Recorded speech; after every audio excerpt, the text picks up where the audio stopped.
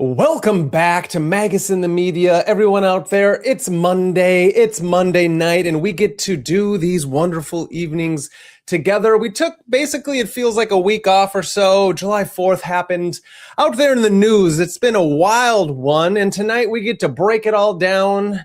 Why are they trying to make everything fake kind of thing? Is it a simulation? No, not really. This is an organic material, and I feel like they're ever trying to make it more synthetic. So we must ask ourselves, why is our food becoming more synthetic, more, made in a lab? And why does it feel like Philip K. Dick's dystopian nightmare is coming true? Where have all the horses gone? Wild horses being taken away. For what reason? I don't really know. The same ideal of these AI data centers, and will all farms be turned into them? I don't know. This is where we're going with on this fine evening. And tonight, the great Kaiva Rose gets to join MagusintheMedia. Not join, she's here all the time in soul and spirit if she's not in by presence. But tonight, she's right next to me. How are you doing in this fine day? I'm doing fabulous. Thank you. Yeah, wonderful. So just kind of break down what you and I have been kind of talking about for a little bit. Let's just go with the beginning, as I was just talking about. More and more fake foods on the shelf, even though people, there's more, farmers markets and all these things. And is it a psyop in and of itself, these farmers markets? Something that keeps coming up. Farmland becoming server farms. Water is being rerouted towards computation, while the cities are asked to shorten its showers. It's quite strange. And like I said earlier, these horses have been running for hundreds and hundreds of years, running wild in these areas. And now we're taking them away by helicopter. What's going on out there, Kaiva? Yeah, it is some strange times. I feel like every day I'm seeing like new items that are potentially being genetically modified or not even genetically modified, actually just synthetically made. So like the most recent one that I saw was about milk and milk products that are already on the shelves at markets like Sprouts, which you and I shop at when we go visit family in Arizona. Like at Sprouts right now, they do have milk products which are synthetically made, as well as good old Israel is pumping out their chocolate due to be on the market in 2027. Like, why do we need fake chocolate? Well, the reason why is because they're shutting down the markets in Africa, which have been producing the chocolate for so long. So the question I always run into is like, why can't humans just be humans? Like, why can't humans just have basic jobs? Like, what if people in those industries enjoyed farming the chocolate? Like, why did they pump up this industry and now tear it down? Like, what happens to the farmers? What happens to the people in that industry? But yeah, I mean, the whole fake food thing is really disturbing for the fact that even like Heinz ketchup, which like we grew up on in the 90s, right? Like we had ketchup on, it was like we're 90s babies in America, right? Like we have French fries, we have our chicken nuggets, we have our everything. We use our Heinz ketchup. Now that also has synthetically modified organisms in it, as well as like the lab grown meat. And so like all of these things, and it just makes you wonder, like, what is the reason? It's not like we don't have the land. It's not like we don't have the farmers. It's not like we don't have the resources. So what is the actual purpose? And if we look at like throughout time, it's really the middleman wants to keep his place, right? The middleman wants his place. And if the middleman wants his place and wants all the profit, he's got to get rid of the farmer. He's got to get rid of like everybody else of the production line because he wants to be the one that gets all the money. And it seems to be that greed is the reason why we have all of these things happening. It's just continuously cutting people off, all for what? For money. Yeah. It's pathetic. True.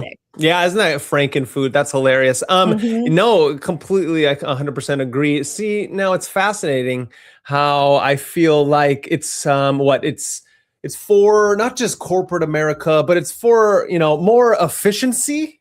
Here, we'll grow it this way because I think it feeds the overpopulation mythology. Not a mythology, the overpopulation lie. Sorry. We're ones here that believe mythologies tells deeper esoteric stories and legends. But these lies, these stories that are being told to us about how the planet is overpopulated and we can't feed the people, And yet we still go Mhm. around giving billions upon billions, if not trillions, when you get into that high. What does that even mean of dollars Mhm. to funding these forever wars and to countries that can, should be able to go on their own, and then we feed it all the way around the world, and we go on these save a state, save a country, bring it into Mhm. democracy, and then we're going to watch our own country basically rot into a very dystopic state. Isn't it fascinating? Yeah, well, I mean, I really do feel like the intention of like the fake food is to take away the connection to earth, right? Because it's like if all of a sudden your people understand that they get their food from these tubes, right? All of a sudden we're just gonna have like tubes in our home that are gonna be like Yeah. protein, and like Right. even when you look at the trends, right? We got these Oh, trends, and these trends are like, oh, I need my protein, I need my carbs, I need this amount of carbs, I need this amount of protein, I need this amount of this amount of that. Like yeah. everything has become so scientifically, and it's part of like some you do have to watch out in that health food industry as well, right? Because that is people have their fingers in there as well. So like what they just all of a sudden want us to have like dispensers in our home that dispense the proper amount of protein, the proper amount of carbohydrates. Because don't think about it, Brandon, it's too hard to calculate how much tofu you have to eat to get the right amount of protein. And what True. if your body doesn't get the right amount of protein? It's going to break down. But our ancestors never had to worry about that. For some reason, they never had to worry about that. That's hilarious. No, I love that. That's fire and passion, people. If you don't understand what it looks like, it's this. It's Kaiva Rose incarnate. So as we're talking, I want to call back out to one of the great dystopic animes that is out there that everyone should go out and watch. It's called Psychopaths. It's about a dystopian AI future where everyone is read by basically, how all of us have a camera looking at us right now, especially if you're watching this, or if you're us, we're doing a stream, doing a show, the camera's got to see us so it can project it out to the masses. And now there are flock cameras on the streets watching every one of you and doing with whatever that data they do. It's actually to keep you safe, America. Don't forget, we will keep you safe. From who? From yourself. And so what I'm getting at is in this anime and in this storyline, you have a group of enforcers who are run by the governments and the states, and they are in the police department, and those enforcers have a really high psychopath. The cameras measure your emotional, psychological, physiological state of mind. And so if you go past a certain color, which is a certain number, then you are to be taken in and basically given therapy in a very concentration camp form until you are rehabilitated, and then you can be put back into society.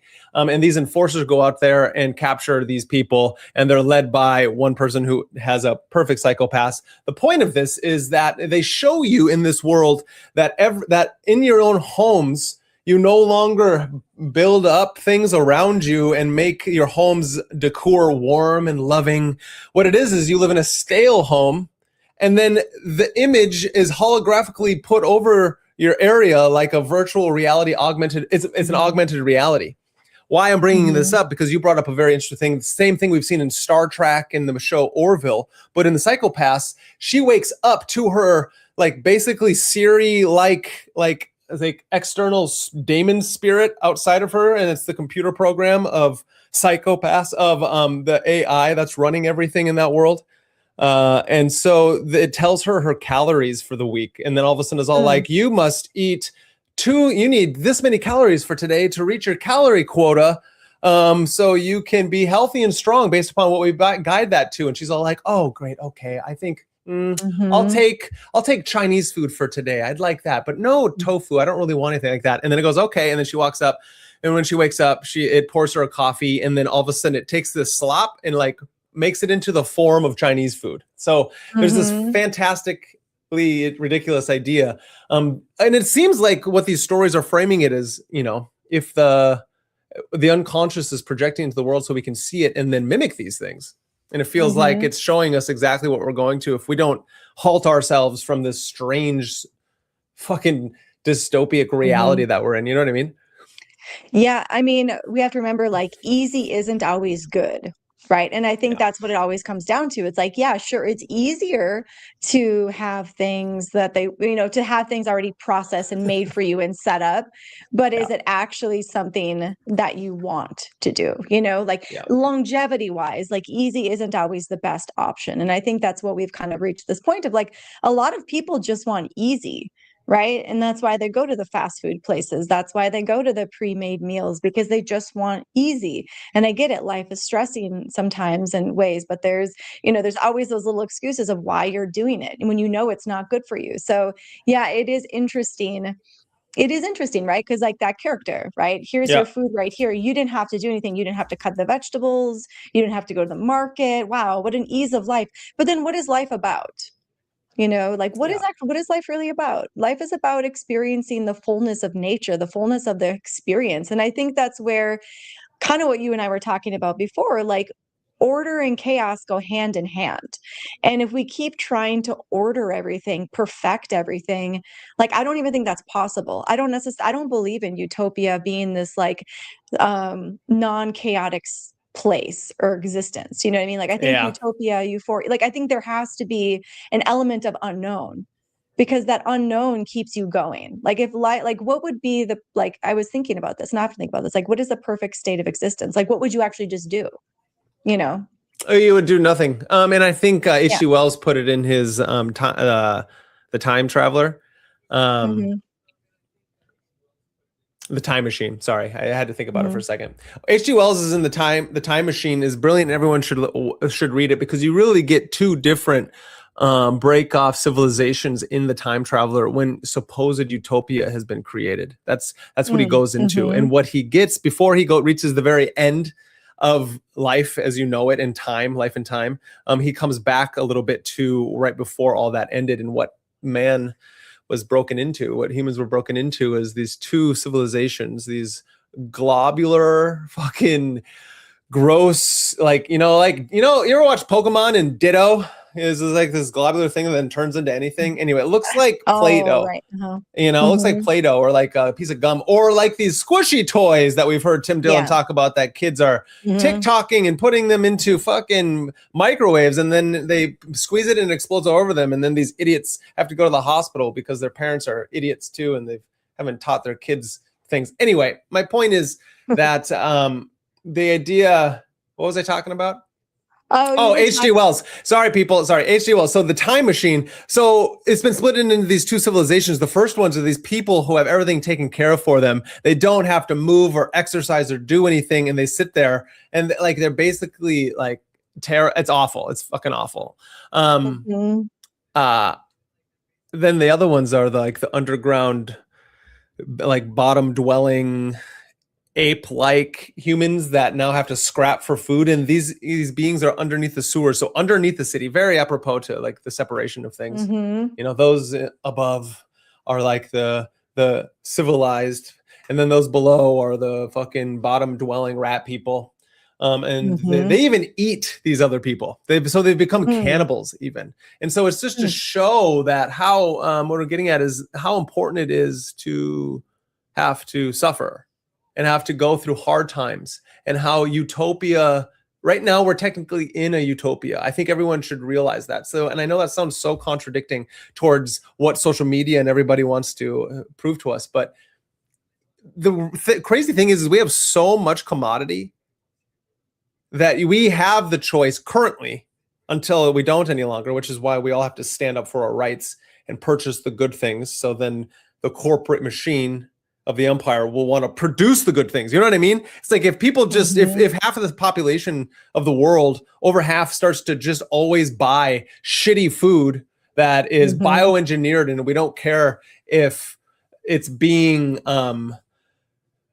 fucking grown from cells of nothing, mold or nothingness, and then all of a sudden it's like you know what I mean? It's fucking disgusting. And so why suffering is so important. We have to suffer for things, because that is what hones us into it's how to make a sword.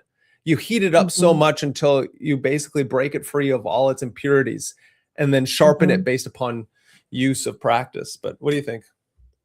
Yeah, I mean, well, I think the human nature in general is like meant to have an experience. Yeah. right? Like the element of mystery and unknown and chaos is just a part of our existence. Like we are meant to have a mysterious existence where things unfold in front of us. And so this idea that we want to order everything, that we want that everything be pre-made, pre-sanctioned, pre-ordered, everything pre, so that there is no element of uncertainty or chaos or disorder is quite crazy and insane to It's think, to wild. like to strive for that type of existence. You know what I mean? Yeah. Like, oh, there's sometimes crops we don't yield any crops or not enough or something like that. So we must make this fake food and put it in these caps or these tubes so people can just pump it out in times of need when we have so much land, so many resources. Like the idea that we live in a time where resources aren't abundant is just insane. And so Yeah. that's the reason why we have to round things up. That's the reason why we have to create order. I don't know. I guess this idea that like we have to have order is quite frustrating because Mm. like even just the idea of like people and the way that they act as well, like the need to be a helicopter mom or the need to act like everything is just hunky-dory great. Like things don't have to be, because what's happening I think in our worlds right now is that you have these people that grew up with like helicopter parents and now they're adults and now they think that the world should be safe. Now they think the world should cater to them, and it creates this like really hard dynamic between people who want to have a real life experience and want to live in a world where there is a certain amount of uncertainty and a certain amount of unpredictability. And now you have these people that are like, no, we need safe spaces, but they don't Yeah. actually understand what safe is, because safe doesn't mean that one type of person is safe. Safe means that the general population of an area gets to have a level of safety that is guaranteed. Not, you know what I mean? Like, do you understand what I'm saying? Yeah. Yeah. That, yeah. No, that does make sense. It makes sense that if we're trying to coddle to every single individual, it gets a little murky. Hmm. Yeah. Instead of understanding that there is in your own field of your individual nervous system that goes out, and then you get two people in a Hmm. house, and then you make a neighborhood, and then from a neighborhood you make your like your street to your city to your state, and every one Hmm. of those needs to have its own levels of constitution, which is I think why Hmm. the United States' Constitution is one of the most beautiful documents of all time, because it's a sacred document. And anybody who tries to tell me otherwise, I will verbally abuse you. But the idea, not you, them. The idea is why that's so important is because of if I'm hitting this right, what you're saying is that there must be a balance between chaos and order. It's not that Hmm. order must win out or chaos must win out, but between the balance of the two, which is the principles of the yin and the yang, and why the Taoist Hmm. principles are so beautiful. That each time the reverberation goes into dissonance, we must build it back into harmony, and that comes Hmm. definitely from understanding our rights in any certain circumstance. And individuals need to Hmm. take care of those rights by themselves up until a certain point where then some kind of laws must be taken place. But what happens, I guess the question I ask is, what happens when those laws are now being created and funded by the exact corporations that are trying to uh, like lie and go around the laws? You know what I mean? Hmm. Is that something Yeah. that you're kind of talking about? Yeah, well, I just think, and I think I should like preface what I mean by chaos. Like, I don't mean like, chaos isn't like riots in the street chaos. I mean like chaos isn't like things just naturally happen, like I think when we try to prevent things, I think we do worse than Yeah, trying to, than just like flowing, I agree. like I think flowing with chaos, like flowing with the current sometimes can do you better than trying to fight the current. You know what I mean? And I feel like our civilization, for some reason, is just like continuously trying to fight the current Yeah, instead of being like, but where is this taking us? And why is this unpredictability not good? How do we not know that this like situation that we're in right now isn't taking us in the right direction? It's just different. You know what I mean? And I think that's yeah, that's where like corporations kind of feed into that, where they're like, ooh, this is unpredictable. We should do yeah. something. You know what we should do? We should round up the horses. We should round up the horses because there's too many horses. Why is there too many horses? Oh, because there's not enough predators. Why aren't there not enough predators? Because you got rid of the wolves. Why do we get rid of the wolves? Because wolves are dangerous. They're eating cattle. You know what I mean? So it's like this whole thing that's happening right now is all for the cattle industry. Oh, like the rounding up the horses. Yeah. The reason we don't have wolves. Like it's all for the cattle industry, which is fucking insane. Yeah, that's interesting. I like that little jump from Beyond Burger to rounding up the horses is fascinating. I do like this. I do like this saying from Christopher Frederick Dillard out there. Thank you for watching. Yeah, Thank you everybody for watching this fine evening as we go about the archonic matrix that we found ourselves in. It is organic and it is beautiful, but there are some strange events occurring. Statement says utopia in Greek literally means nowhere or oblivion. And you know, and that's a fascinating thing to think about, especially because in the Platonism, in the Republic, Utopia, basically in his mind, as he's building the Republic, he's built it into a utopia, but it is when the philosopher kings rule, when this like the polis meets the divine mind, the nous, mixed with logos, and the good is like intercoalescing amongst all things, and the tripartite soul is within balance, as in reason in the rational mind is basically in its own way being able to balance out the lower animal drives, as well as having that warrior state cast, that center ability of having courage in the face of these moments to draw boundaries or destroy them. Interesting enough, going back to the chaos of things. But then to think about how utopia in Greek, as Christopher is stating, means to them, nowhere or oblivion. This is a really interesting idea to think about, is as we build these utopia, as we try to build the utopia, right? The transhumanist utopia, where everything is, as I was talking about with psychopaths, everything is a certain psychopath, a certain biophysiological emotional state where everyone's in their right order. No more crime, the Minority Report pre-crime unit. As they build that up with Palantir intersecting everything, integrating with flock cameras that are around every street corner. As they build these, people are going around and destroying them, as you can find in many videos.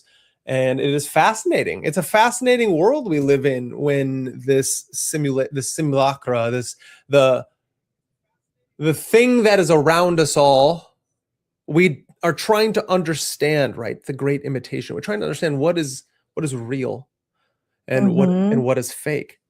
And I want to kind of have us come back to this fake meat, this synthetic food, these strange diets, the normal individual out there who is just trying to make it in this day-to-day life, who doesn't have the ability to maybe pick up the right book or the training to read for themselves and have a critical thinking eye to know that maybe if I buy and spend my money in one place, that's not an easy commodity, right? I may break a sweat making my kids as simple as like a good organic meat, or meat that's not all hormoned out, and rice, and it's my diet. I mean, I feed the kids that and give them special things every once in a while. The cost is, you may not have to go to the hospital as much if you're healthy enough to have your bodies be built up in a way that it can withstand then these forces of nature around us, the occulted nature of our reality, or the idea of all these forces coming from the outside, when we have to use the big brains that we have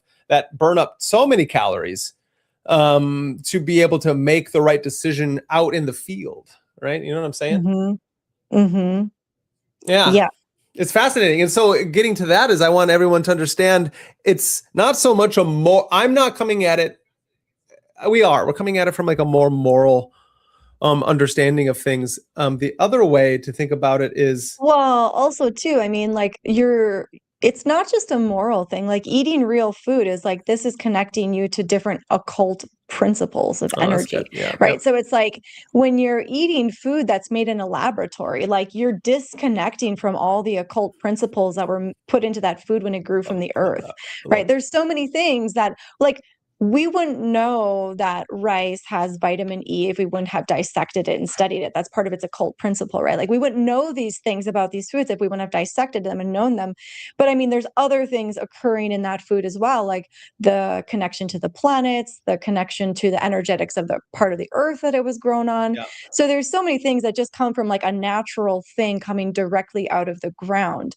And so when we think about putting food in tubes, like you're literally ingesting a substance that was made by a bunch of psychopaths in a lab, and like there's no actual, like, sure, it's genetically modified, so there's like a part of it, well, it's coming from a real substance. It's like, yeah, no, it's mimicking it's something in your body, but there we go back to, you've got to get enough calories, right? It's not a science. Like eating is more than a science. I would rather see people like eat a ton of vegetables and like, food that's real than just like sit and eat slop from a tube because you don't have enough time to cut up vegetables. You know what I mean? You can buy frozen vegetables. Like, I don't know. I just think there's like everything in life is a choice, right? So it always comes down to that. Oh, If yeah. you want to be a sloppy slob, eating food out of tubes, like that's a choice. And Oh, like, yeah. I'm No, not it here to is. stop you from doing that. That's a choice. That's a life choice and some people like that. They like to just play that like, oh, it doesn't matter. And I'm like, I'm looking at them and I'm thinking like your energy is kind of funky. So I think it does matter. No, I agree. And so, no, I I love that. And to get back onto how we have to have a good critical eye and maybe the body mind awareness of to understand our surroundings and make right decisions is because Mm-hmm. one of the crazy things is that you can get something called the alpha, what is it? The alpha gal syndrome, where all of a sudden you are allergic to to beef, to red meat, which is Mm-hmm. then interesting enough happening when people are getting bitten by ticks. Ticks, as you could just tumble down the rabbit hole to understand, have Lyme's disease in them and many diseases. And you could look up something like Jekyll Island off the East Coast and realize that they're a bioengineered weapon against our Mm-hmm. own civilization, against our own state, because who knows? Because fill in the blank in the dystopic reality. But here we go with this idea, right, coming at us from Medscape. Interesting enough, lab-grown beef may pose risk for alpha-gal syndrome. And this was March 10th, 2026. Says, although cultured meat, also known as synthetic meat, has not yet reached Italian dinner tables, it has already sparked intense debates. Oy. Some view it as a sustainable and ethically acceptable alternative to conventional meat, whereas other questions its taste and compatibility with culinary traditions, while regulators and consumers await the introduction of cultured meat into the daily diet. Await the introduction. We're just waiting. I know, right? Who's awaiting? I mean, there's always like these jokesters. They're like, oh, they're awaiting the fake chocolate because it's like, but then you look at how many people await the dawning of the next iPhone, right? So it's like, do I doubt that there's people awaiting it? No. I bet there are. I bet Yeah. there are some like psychos that are like, oh, I can't wait to dig into that, fucking fake meat. Yum yum. No, they are. And it says, and then it says a recent study from the University of Canterbury in Christchurch, New Zealand. Why do so many things happen there? Found the Yeah. cultured meat contains fewer traditional protein allergens. However, it could paradoxically trigger stronger immune reactions in individuals with coexisting meat allergies. Researchers have addressed Crazy. growing consumer curiosity about the health impacts of cultivated meat as a new food product approaches commercialization. It's coming. Gross. It's coming around. According to a study published with the Journal of Agriculture and Food Research, cultivated meat is produced from animal muscle cells under controlled conditions, and it yields different amounts of protein to the traditional meat. It's wild. That's what this place says from Mm-hmm. animal muscle cells, but I would question that. And then it goes on to say allergen levels. To evaluate this possibility, researchers compared the proteins expressed in primary bovine myoblast cultures with those present in native muscle tissue. The cells were maintained in culture for varying durations, including short, intermediate, and long periods, exceeding 40 cellular duplications.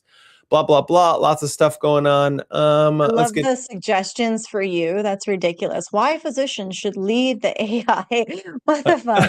Why physicians must lead AI adoption in medicine? Like, uh, no, that's ridiculous. Oh my Uh, gosh. And so the alpha-gal syndrome, the study also identified a potential concern, it's just a potential, related to carbohydrate epitope. Researchers have observed a stronger interaction between immunoglobulin antibodies and the alpha-galactosyl epitope expressed in cultured cell and samples than in muscle tissue samples. This finding suggests that the epitope may be more abundant or accessible in cultured cells than in the tissue from which cells originated. This raises the possibility, this is the important part, possibility of increased risk for individuals with alpha-gal syndrome, a delayed allergic reaction to carbohydrate galactose alpha found in mammalian meat and products. Sensitization to alpha galactoside, a sugar found in the cell membrane of mammals, except humans and some monkeys, can occur following tick bites, particularly by Amblyomma americanum, commonly known as the Lone Star tick. The number of reported cases of tick bites has increased substantially as the geographic range of tick species has expanded, partially driven by climate-related. Okay, whatever. It's partially driven by climate-related environmental changes. Interesting enough, those environmental changes are happening because they're dropping boxes of ticks places, and these fucking things can't die easily because they've been around since the dinosaurs age. Ticks have, but not these Lone Star style ticks that have this disease in them. Those were bioengineered to have specific diseases in them. Fucking wild. Yeah. And then to go on from there, new tab, stating, as we do it live, federal approval for lab-grown meat sparks Louisiana debate. Lab-grown meat, also known as the cultivated or cell-cultured meat, has officially received federal approval in the United States. Woo! Woo! Thanks, federal regulators who think that we all should just eat more fucking synthetic food. But it's made from cultured cell masses of muscle. That's real, right? That's real. It's so far removed. Exactly. It's crazy. Where is the critics, however, say the technology could threaten local agriculture, create confusion for consumers, and compete with products raised by Louisiana farmers. So because agriculture is one of Louisiana's largest industries, supporting thousands of jobs through cattle ranching, poultry production, and food processing. Because of that, many state leaders have expressed concerns about how lab-grown meat could affect traditional farmers and ranchers.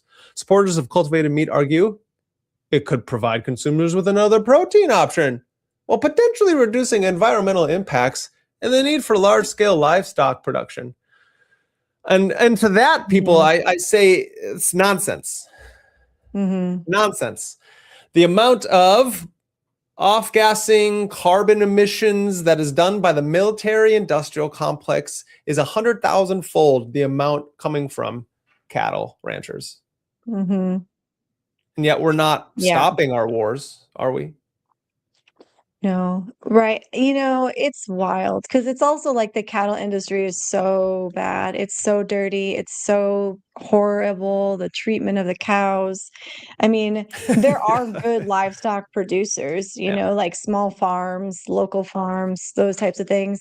But the corporate cattle farms, I mean, that is some of the dirtiest, most cruelest treatment of animals, I think, ever. And that's, again, like what people are eating. So it's, you know, life is such a trip sometimes because I think you just always have to remember, like, everything's a choice, right? Like, if you're going to eat meat, you should make sure that you're not supporting an industry that's like torturing animals because you're eating that torture, unfortunately.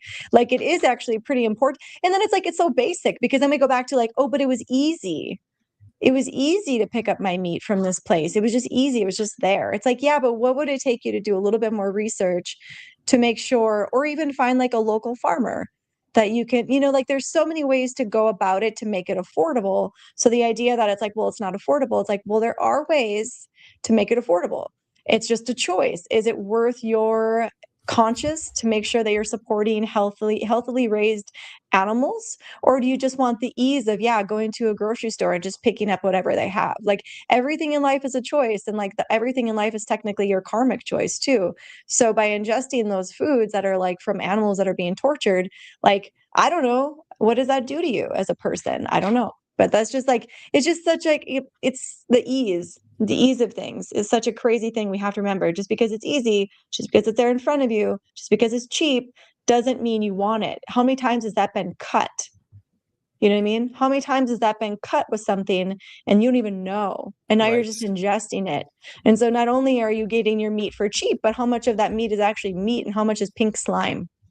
And Fuck. so Yeah. there's so many things to question where we're getting things, because it's like, even fucking organic vegetables, right? Like they spray them. They actually still spray those. I didn't even know that. I found out that recently, that even organic vegetables get sprayed before they get on the trucks or some shit to Yeah. like preserve them. So messed up. It is so messed up. So then we're always going to continue to weave this, because you ask a question, you're like, well, I thought I'm listening to Magus in the media, and you are, and we thank you for listening to us. The idea of myth, magic, and meaning, philosophy, these ideals, the occulted reality of our experience. It's as simple as trying to understand how our embodied phenomenological experience is expressed through the understanding of ideas and words. The magic of a spell cast upon you, just because maybe you don't understand certain concepts, like Alfred Korzynski is continually trying to, through my nervous system, express to you, is that the idea of the map is not the territory, and the menu is not the meal. Well, does that then mean that a cultural, like a synthetic, the idea of a steak grown from cells in a bioreactor or in some kind of lab is a map of a steak, people? That's the idea. This is a map of a steak, and you're picking it up now and you're eating it, and you're getting the peptides and the hypothalamus to get used to this experience that you're having is real, until you've convinced your body of a lie, just like we convince ourselves of lies all the time. Mm-hmm.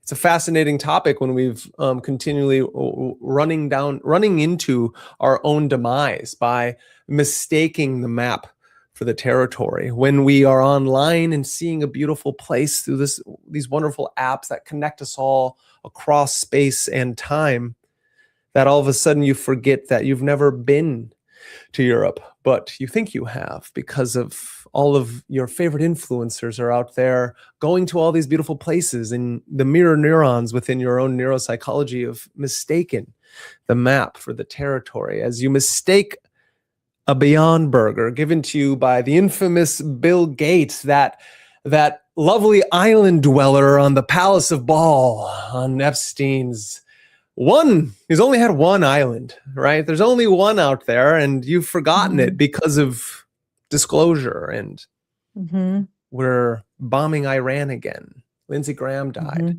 Charlie Kirk, we still haven't figured that out, and yet we feed ourselves with blue 40, red 40, blue 5, yellow 7, and we don't understand that we just ingested, maybe it's organic, maybe it's not, a beaver fucking anal gland. Which is not even organic, because it's been synthetically produced after it's been taken out of this poor beaver. Yeah, it's so gross. And this, by the way, is not blue 40. It's actually blue-green algae, just in case everybody was like, well, she's drinking like some blue crazy drink over there. Yeah, everyone out there in this household. Just want to let people know this is not blue 40. No, this is actually kombucha. It's actually kombucha, and it is very yummy, because there are things out there that help proliferate bacterial cells within your body, and there are different things that can organically resonate with each cell in your body to help radiate health into long time. Even color, like this is a good example. Like, we don't need blue food coloring. Like, look how blue this is. Right. Like, this is a natural occurring blue. This is blue-green algae, or this is blue algae rather. So it's like, and we also have like all the natural stuff that's colored with beets and everything like that. So it does make you wonder why, they got us started with that coloring back in the, like, I remember we used that coloring, right, to make cookies and all that kind of stuff. You use fake coloring. It's like paint. Oh, I can just paint my cookie. Oh, that's cool. Right, exactly. It's all innocent. But Grandma's it's like, teaching me how to do this. Yeah, we could have just had like a dash of beet juice, and we also would have gotten the color red. So it's interesting how they've introduced this for quite some time. And now they're just going full throttle. They're like, we need to get people on tube feeding. We need tube feeding to happen. And, maybe some people will bite. I don't know. Yeah, interesting enough, here's another one.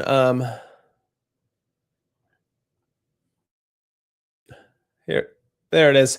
As we do it live, here's a update for as of April 2026. Most states in the Midwest have some kind of laws against lab-grown meat, though they vary in scope and intent. Some of the new statutes place temporary or permanent bans on production and sales. Others establish packaging and labeling requirements or prohibit state or local entities from purchasing cell-cultured meats, which is great. And here's a bunch of them, actually. Legislative activity in the Midwest as of 2025.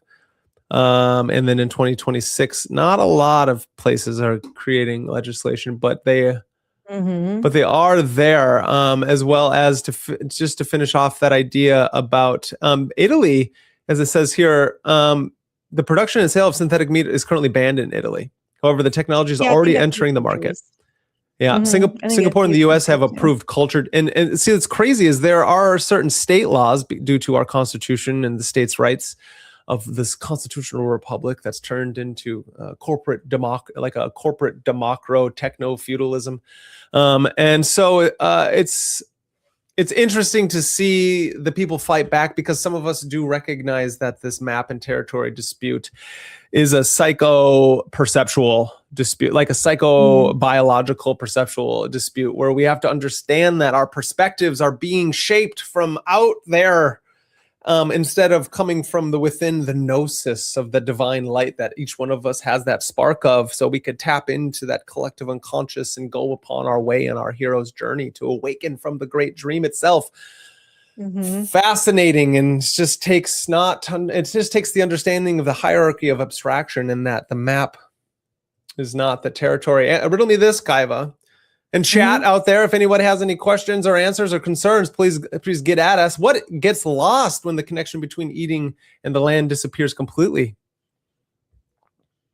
Well, a lot of things, really. I mean, your basic, I would say like your basic immune system protection, right? Because like when you're eating food that comes from the earth, like you're getting those natural bacterias, you're getting those natural, like you're getting a lot of potent energy as well.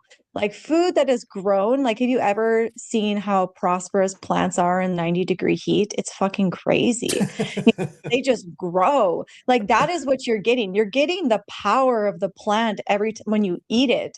So like when you're eating something from a lab grown thing, you're getting sloppy, right? Like you're just kind of like, well, right? Like it's lab grown. So like there's no power to that food. How did it can actually have a growth cycle that is like something from the earth? And also too, like the connection to the divine power of the earth, the divine spheres. Like how do we even know like stuff that's grown in the lab? Like the reason why I wonder if they want people to eat it is so that they are so disconnected from the basic natural cycles of the earth, right? Like, I mean, a basic thing also too is like the calendar, like confuse people about time, disorient people enough, and they will surrender their power. And I think that's kind of what the lab grown food does. Disorient people from how they even, because it's one thing to not know where your food comes from, right? Like I buy organic vegetables at the grocery store. I don't know where that comes from all the time. Like I know it's organic. I know it comes from a place that I trust. However, I don't necessarily know, but think about like that's one step removed. Now removing the step of even like cutting up your own food, making your own food, having it already like processed for you is like a whole nother level. You know what I mean? Yeah, I know. I definitely know what you mean. And it goes to the ideas of what does it mean to change things at its DNA and then create it from basically nothingness, or from like this mast cell, this muscle. Well, I think what we're having troubles with is not knowing what that's going to do to our own biology, our own DNA, especially with things like it's very controversial, mRNA. When somebody like an Elon Musk can say, with mRNA, we can basically change you into a butterfly. Yeah. Right. Nice. And it's like, now we realize, and we could pull it up. Bill Gates is unleashing mosquitoes, vaccinated mosquitoes, and so different places, right? What does that mean when a mosquito now it's got little vaccine fucking pricklets and mosquitoes that is unleashing? Really? Who knows? Crazy. As well as, well, and I think that's where, like, if we're gonna reel it back 1 second here, that's why the more we take, like, the more sovereignty we have, these little things like these mosquito bites or the tick things or whatever they are minuscule in the sense of as long as we have sovereignty over our food, what we eat, what we do, what we put in our body, what we put on our body, where we put our body. As long as we have control of that, and like, you know what I mean? Because that's one of those elements that can be very fearful, right? Like that's the idea of like mosquitoes biting you and injecting you with like a crazy vaccine. Yeah, who That's knows? And that's insane. speculation. This is part of our story. I want everyone to understand the story that is being presented to you. A dystopian myth, trying to allegorically help us understand that the game around us is being played, and so we must play at a higher level than they are. And in this game, there are mosquitoes that fly about, maybe put down there by Microsoft, a creator, not Microsoft themselves, but somebody who's maybe created things, maybe not, who knows? But as they say in the Times of India, again, check your sources, the question is why a Bill Gates-backed insect factory releases 30 million mosquitoes every week. Every week. Every week, so they can, and as what I know it says, here's from Futurism. People are not happy about Google's plan to release millions of bioengineered mosquitoes into the wild. One of the wealthiest corporations in the world is seeking government permission to release 32 million mosquitoes throughout Florida and California. This was already happened, I'm pretty sure. When did this happen? And what is the reason? They say go down. It's to debug. Is that no, right there? Debug. Called Debug. The Google-owned company is attempting to flood disease-carrying mosquito populations with good bugs. It's the good bugs. I mean, that is what they did with this like supposed that fly. No, this thing, was June 4th, published June 4th, 2026. Thank you all. That's Go crazy. on. Sorry. Is that what you were saying? Well, yeah. So so there's these flies that are about right now, and they're like flesh-eating flies or something like that, or they get into the wounds and they lay out all their eggs, and all of a sudden the flesh on the cattle starts to like eat it or something like that. Yeah. So apparently they had this in the 60s. I heard this old woman talk about it, and she said that back in the 60s what they did was they released a bunch of flies so that the population of these bad flies went down, and it worked supposedly. And then something about the cattle, the vaccination thing gone down. I don't know. It's a whole thing. I don't know. That's a tricky one, right? Like, okay, sure, like you're going to flood the fly market with healthy flies, or flies that are going to healthy mosquitoes. Yeah, I know. Why not come up with something that destroys all mosquitoes? Well, I think that's the intention, is that the mosquito, I mean, I'm not for this at all, but the mosquitoes that are being released don't have the capability of laying eggs. And so I don't know how mosquitoes mate, I don't know what that process is, but the idea with the flies anyways was that when they mate, the ones can't produce flies because they don't have but then again, I mean, it's very synthetic. I don't agree with that. That's not, I mean, like in my mind, logically, I'm like, oh yeah, that makes sense. But like, is that the real reason why they're doing it? I don't know. That's what I'm saying. We can't trust anything. So it continues to say, meaning, okay, it says with good bugs, meaning male mosquitoes that have been infected with a bacteria called Wolbachia that causes cytoplasmic incompatibility, meaning their sperm can't fertilize the egg of uninfected females over time. The theory goes, this will disrupt the reproduction cycle, thereby increasing competition and decreasing the overall population. Says game theory. That, it says what? It says game theory? Yeah. It says some algorithm and then we say, okay, because we put in certain data into it. So the idea is simple, the debug website declares. Raise sterile males and release them into the wild insect population. When a wild female mates with a sterile male, her eggs won't hatch. The population gets smaller with each generation. Sounds great. Out there, as it may sound, there is a growing body of research suggesting that this method, called sterile insect release, is an effective way to combat the spread of mosquito-borne diseases like dengue fever. Keep in mind also that male mosquitoes don't bite. So it's not like Google is proposing releasing millions of blood-sucking bugs onto the nation. Is that real? I think that is real. Yeah, I think that is. Cool. That's cool. But I mean, I don't know. It's all hard to say, really. I mean, especially when like majority of the diseases that are created, they like use mosquitoes and ticks, and so it's true. Yeah. And we never know what's going to happen. And so this is an interesting. Since Google is doing this, Mm-hmm. The question is, ask yourself who is to benefit most from this and why is Yeah. it being done? Mm-hmm. One anonymous citizen commented, corporations should not play a part in regulating or artificially altering ecosystems. That is the job of the Yeah. EPA. This project should not be approved. Another unnamed Yeah. commenter concurred, writing that we are not experimental rats. This is an awful idea and it is Mm-hmm. shameful to even consider letting $1 billion company alter the native ecosystems of the United States, Yeah. which are supposed to be protected. Yeah. It also artificially creates a need for mosquito eradication, forcing Americans to spend their own money on a problem that a corporation only made to advertise their Yeah. solution. It's a despicable monopoly, Right. and the EPA should do better. Yeah, and I mean, this is happening all over, like the Interior Secretary, the BLM, Bureau of Land Management. It's all doing all of these really wild things, like for the production of things, right? Like, we're gonna get rid of habitat for endangered species because the BLM has been holding it hostage for too long when there's lithium mines under there, and we could get to that lithium if we were to just, you know what I mean? So it's like this idea that Yeah. right now what's happening is like all for production, right? But they put it under this guise that it's like going to benefit families, right? This is for the families. We're going to open up the BLM areas for endangered Yeah. species so that families can support themselves and businesses. But businesses come second, of course, to families. No, I completely agree. And it goes back to, again, you're introducing basically fake things into a real environment. And goes back to why we titled this to begin with. Why are we replacing the living world? Why are we doing this? Because we think we know better. We, as in the dark sorcerers, this dark republic that we're in, and these supposed philosopher kings of these Ivy League schools who I've listened to them talk philosophy. They're fucking morons. Decrying certain things that they just truly do not understand, and moving forward philosophies that are flawed from the start. It's debased of ideality and meaning, not understanding the mythology of the past. To me, it seems so simple.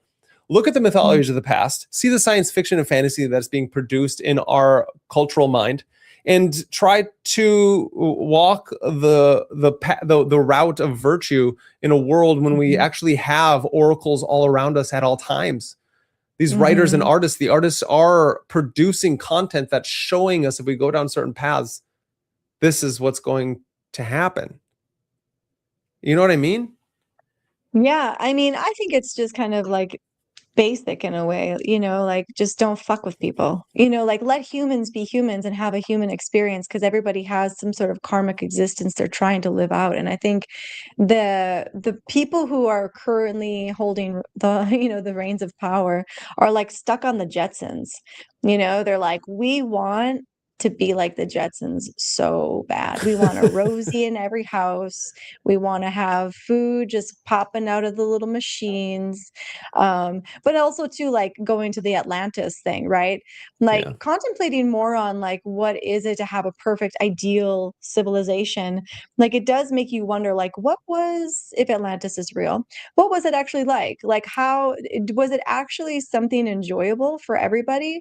Or was it so, because when you think about order, right? Like order can be very stifling to a human existence because we are not necessarily meant for order all the time. We are quite chaotic beings who need freedom to expand and grow and to experience.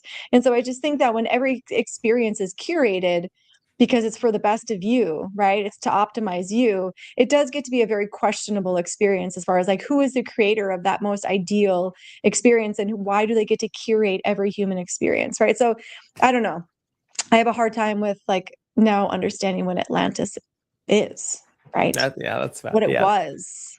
No, I like the idea, and you and I kind of talked about this, and the understanding that all civilizations fall first off, and then if you see the larger time cycles that move through things, this ideality of a utopia and this golden age of our civilization is just that, it's imagination.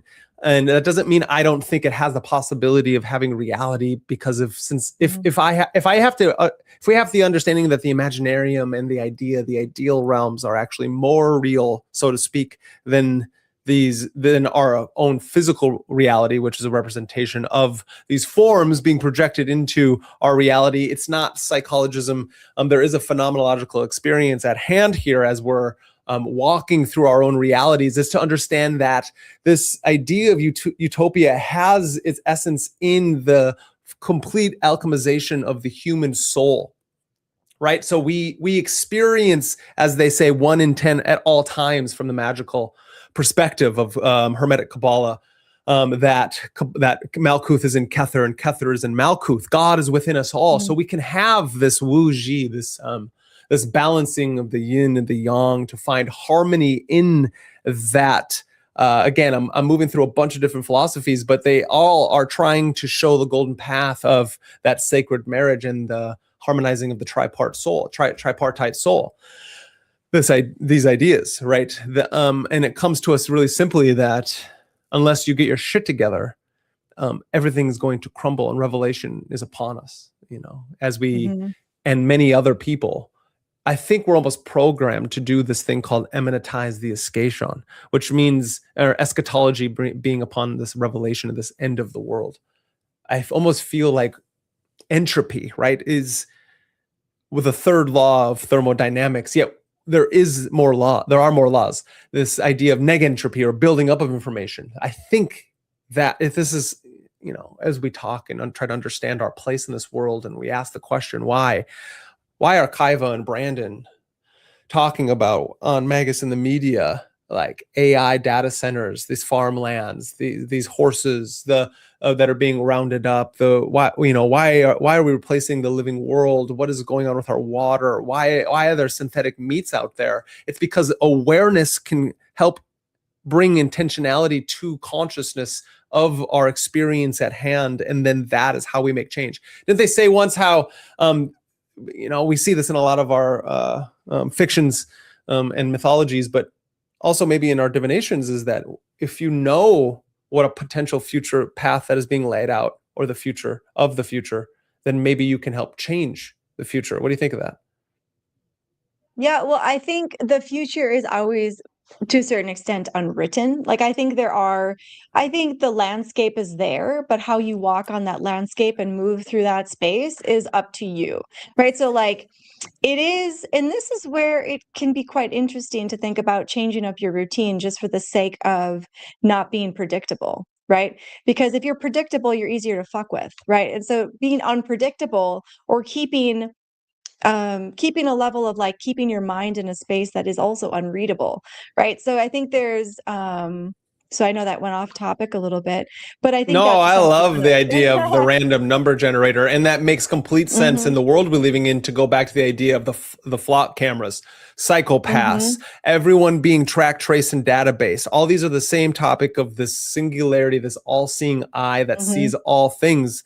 Right? It's not a conspiracy theory anymore. It's a conspiracy fact that Palantir, Oracle, Google, Facebook, Amazon, ABZ corporations, military industrial complex, they are putting you and your information and your routines and your patterns into a system called the great algorithm, the great all-knowing algorithm of you, the minority report of souls.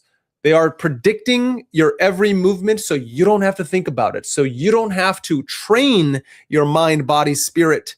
They can just project onto you enlightenment, come into the spiritualized material. It's fascinating because it all makes sense. The random number generator, it's two ideas come to mind, is the book, The Traveler, one that everyone needs to read by John 12 Hawks. It's a whole series, as well as the show, the OA, which Magusinthemedia will cover, and we will break it down episode by episode because it is brilliance. It's on Netflix. But in season 2 of that, they are breaking and hacking reality by using a random number generator to be able to follow the syncopated synchronicities of reality. Is trying to reflect and show you a secret. And then upon doing so, you can find little hacks in reality, little moments of hyperspace that move through into different realities. That's what happens in that show. And in The Traveler, it's the same thing that you have to do against the Brotherhood, the great machine, the empire that never ended. The Harlequin, who are trying to help save and keep protected the travelers, who have the ability to break their spirit free, the light body free from the physical body, and travel realms and bring back information from those realms to help out the grandeur and the greatness of a society and their other person. That those Harlequin understand how to get by the great machine by using a random number generator to make decisions for them. Because the machine can't use randomness, or go back to what you were talking about, chaos.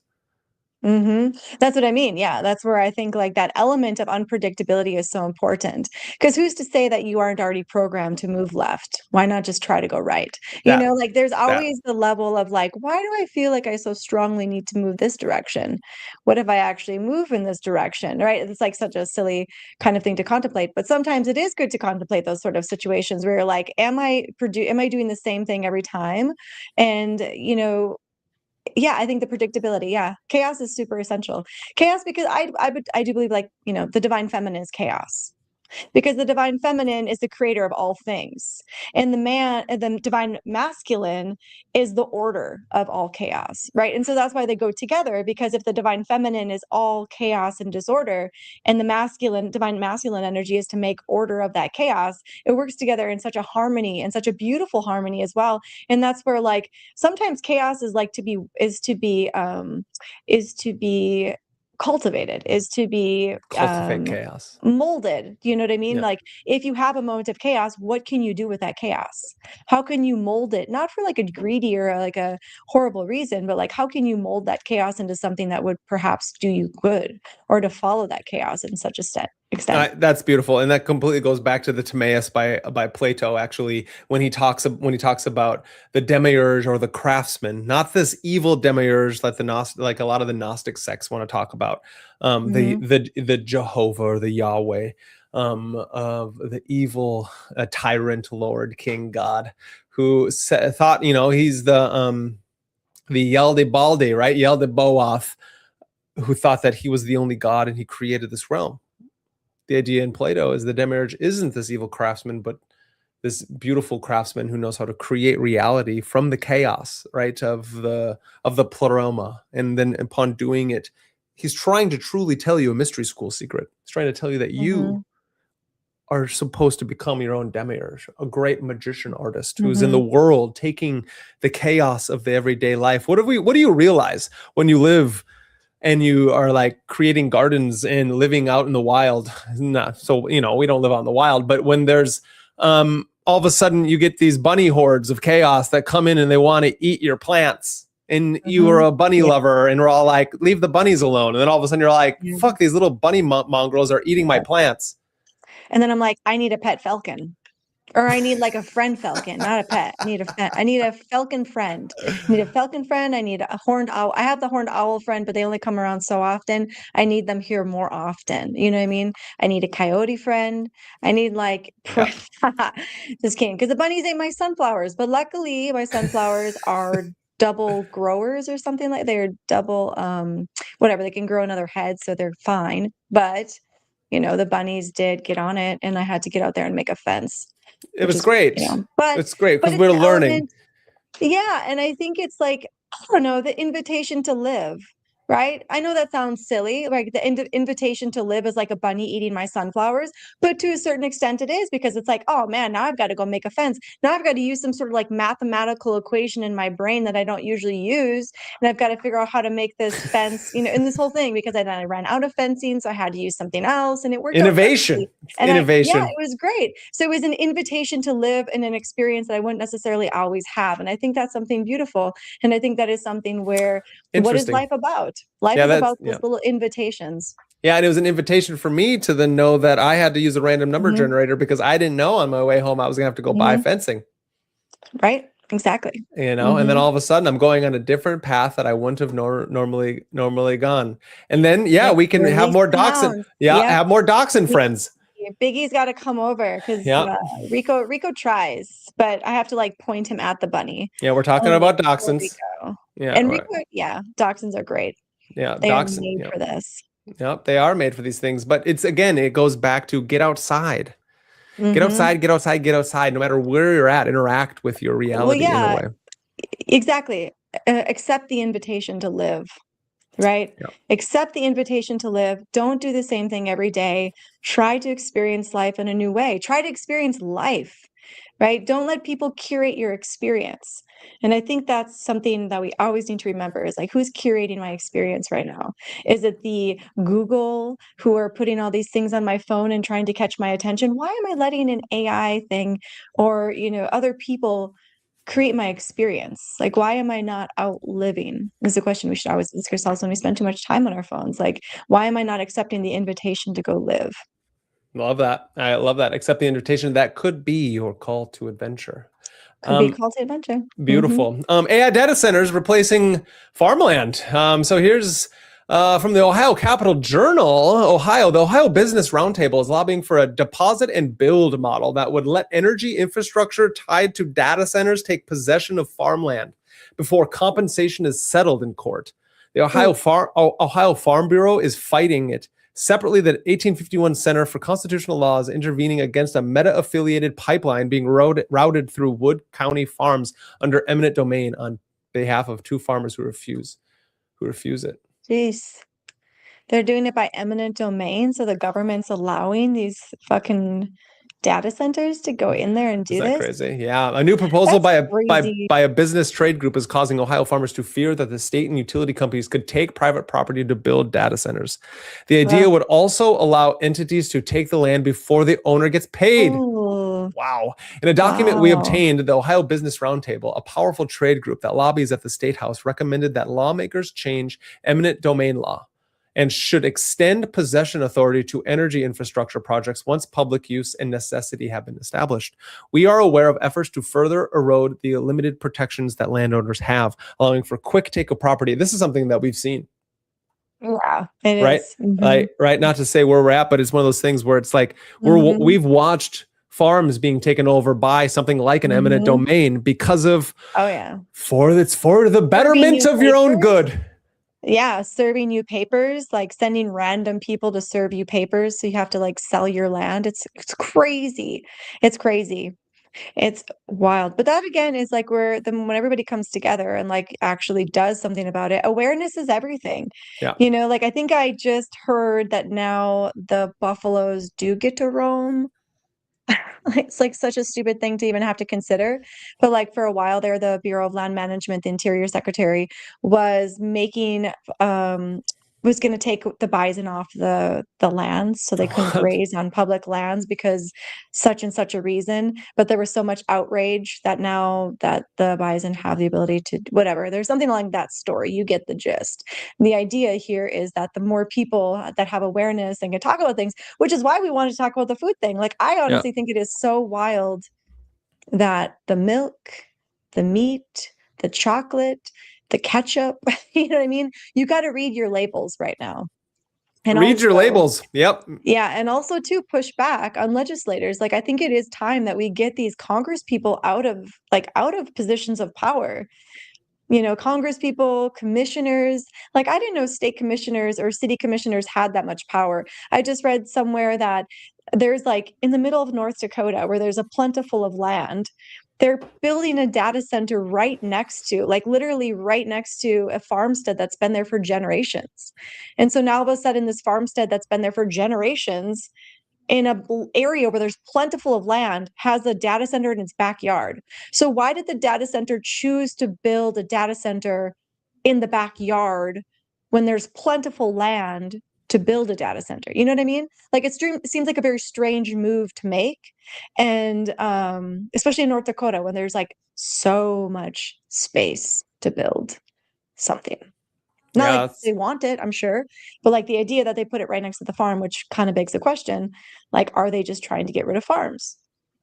Yes, and try to get rid of them, or they're trying to put them in the hands of the government.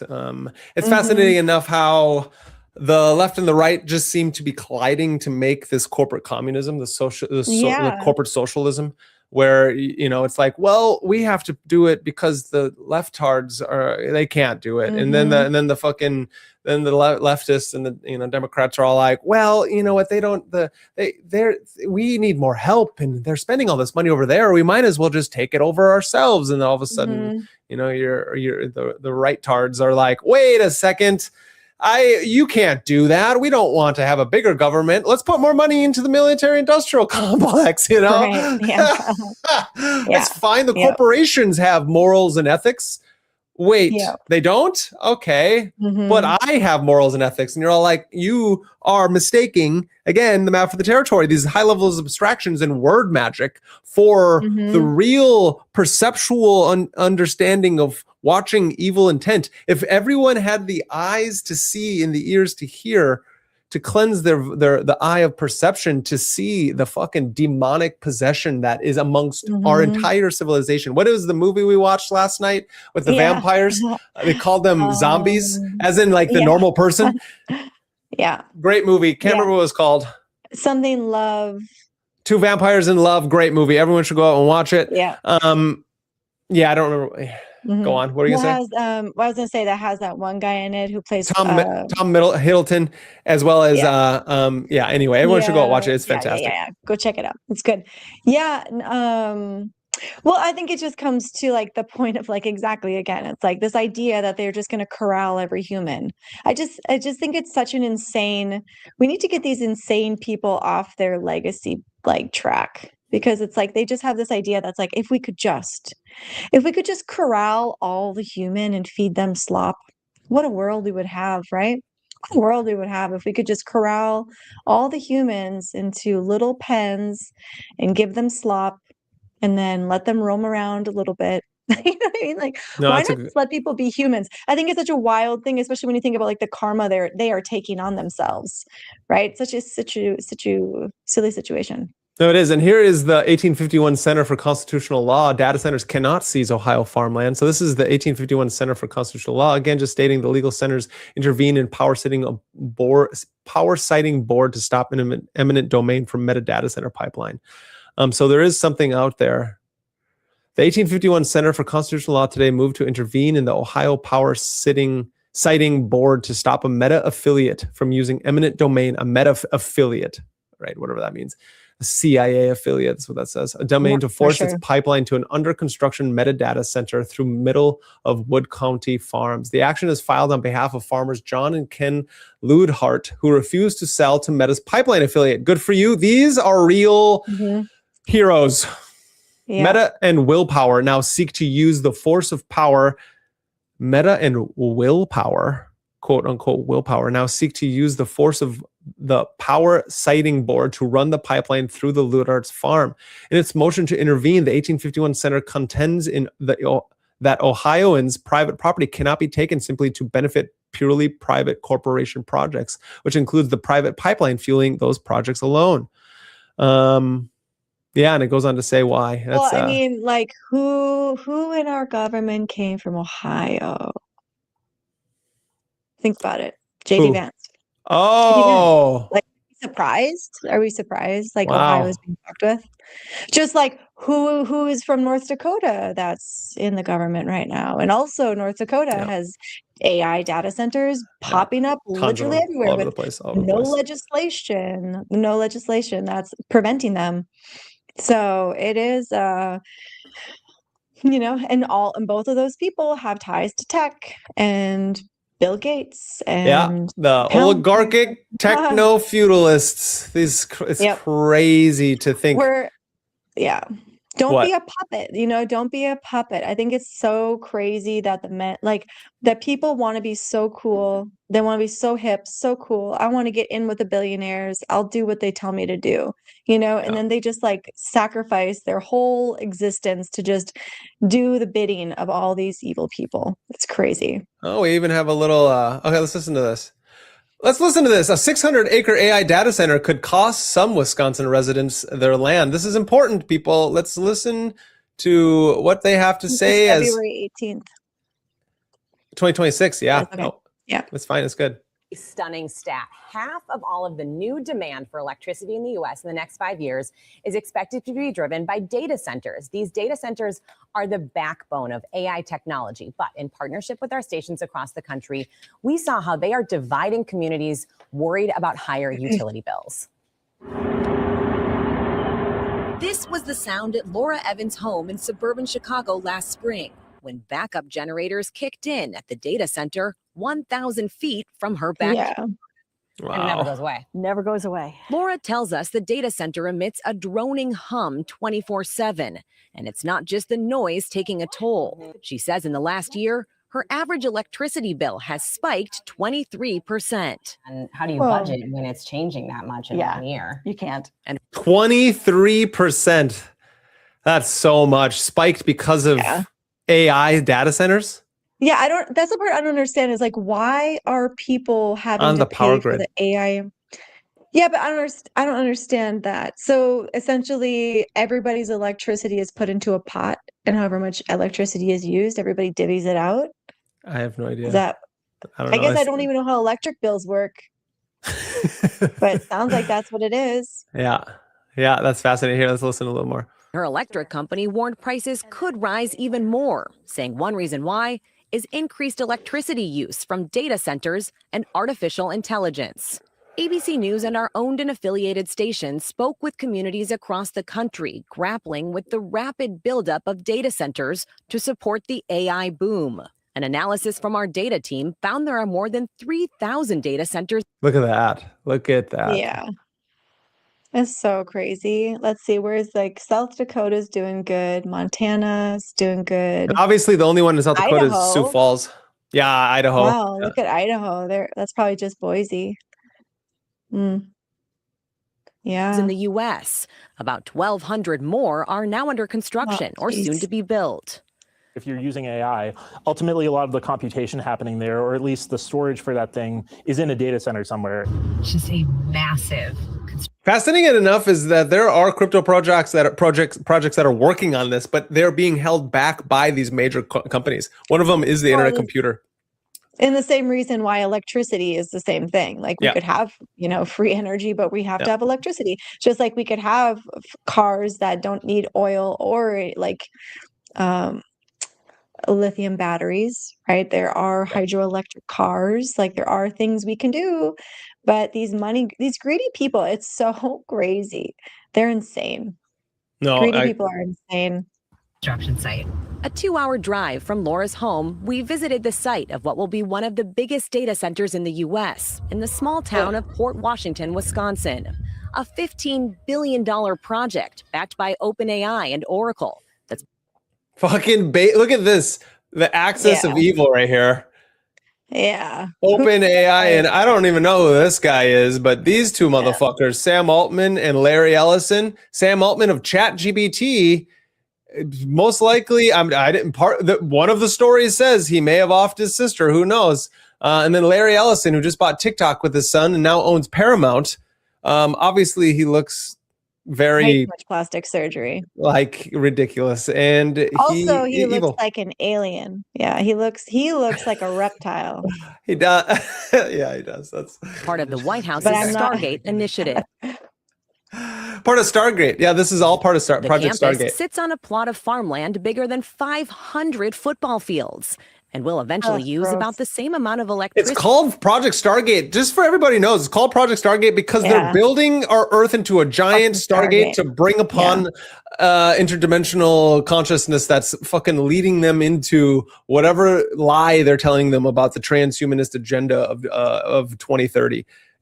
We're in for a wild ride. So become your own sovereign magician. We must battle the dark sorcerers. You can go into your gray Jedi hood if you need to, but realize that until you connect with whatever it is that is running the show here, the Philosopher King, the Holy Guardian Angel, your whatever it is, this moral structure system, you're gonna need it. You're gonna need it unless you understand the nature of your own reality and the more of a Buddhistic terms of karma and things like that. But that's how I see it. I'm like that's why the random number generator is important, because our whole planet is being watched. By who? I can't tell. I have many theories. That's why we have to have many models to view this through. But we're in some crazy times. also too, like there's not lost hope, right? Because there is Right. still, you have to buy Of into course all not. of this. Yeah. You know what I mean? At the end of the day, it's like you have to buy into all of this. If you, I mean, and yeah, people are like, oh, that's ignorant bliss, right? Like you're just being ignorant about the situations that are happening right now. Right. But that's, to a certain extent, that's also like perhaps true. But to a certain extent, like I am also creating my reality. Right. And who's to say that everything, like the idea that this is going to affect everybody, right? The idea, and that's why it's like, don't eat the slop, Don't right? eat the slop. Don't eat the fake Don't food. ingest fake If- food. Well, but the reason why is because like your future is dependent on this moment right now. And so if you're telling your future that you don't need naturally grown food, you probably will end up in a situation where you are Right. living in a box near a data center, you know? But I mean, obviously I'm not trying to put on any like thing right now as far as like what people are doing or whatever, but I'm just saying, let's make choices so that we can move toward a natural life and a natural future and not get into this sort of data center thing, because who knows, chaos is great, maybe we'll have a meteor that'll just come on in and smash it.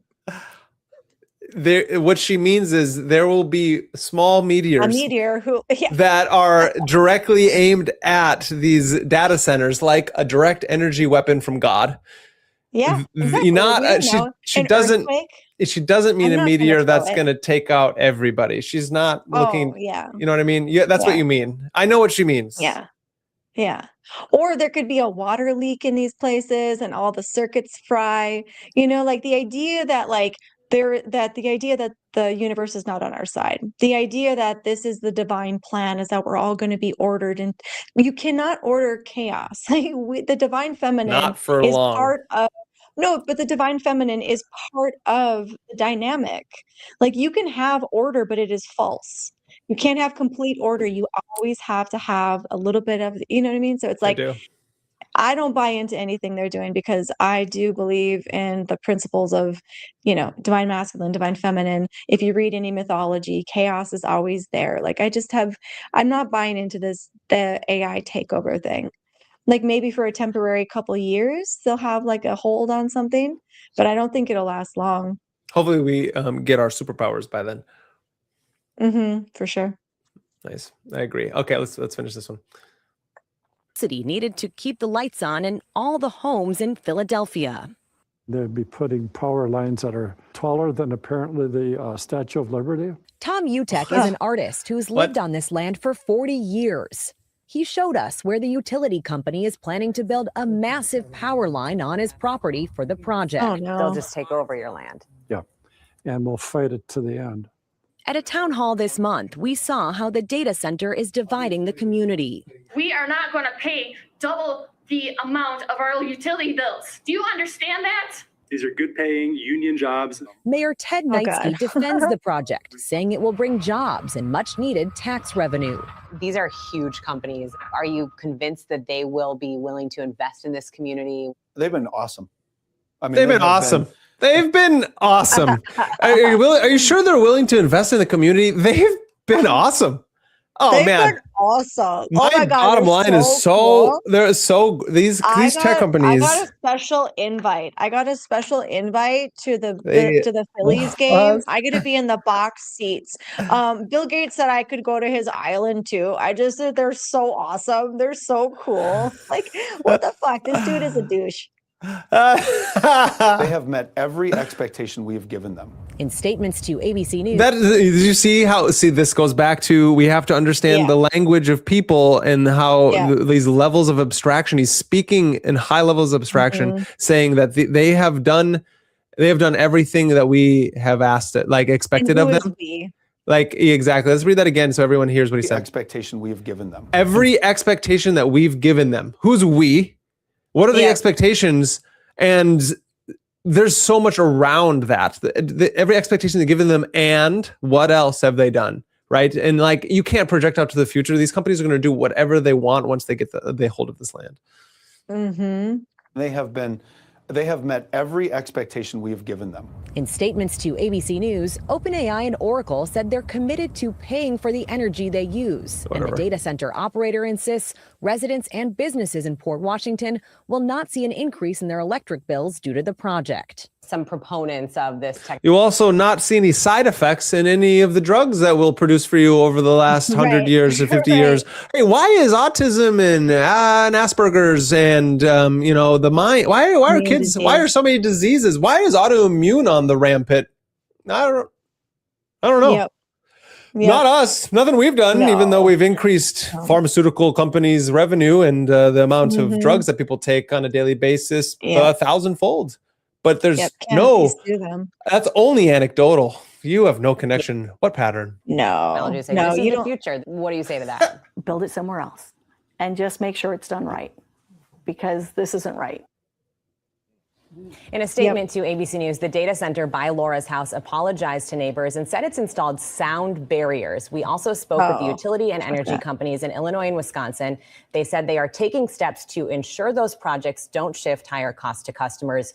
You can see much more of our report, Dataland USA, How AI is Changing Our Neighborhoods. That is tonight on ABC News Live Prime and Nightline. And guys, when we saw these sites, it really was hard to wrap your head around just the scale of it. 500 football fields, using enough electricity to power an entire city just in that one place. This is such an eye-opener. It's a huge thing when you think about just how quickly these are popping up right now. Yeah. Not a lot of regulation around this. These smaller towns are struggling to keep up.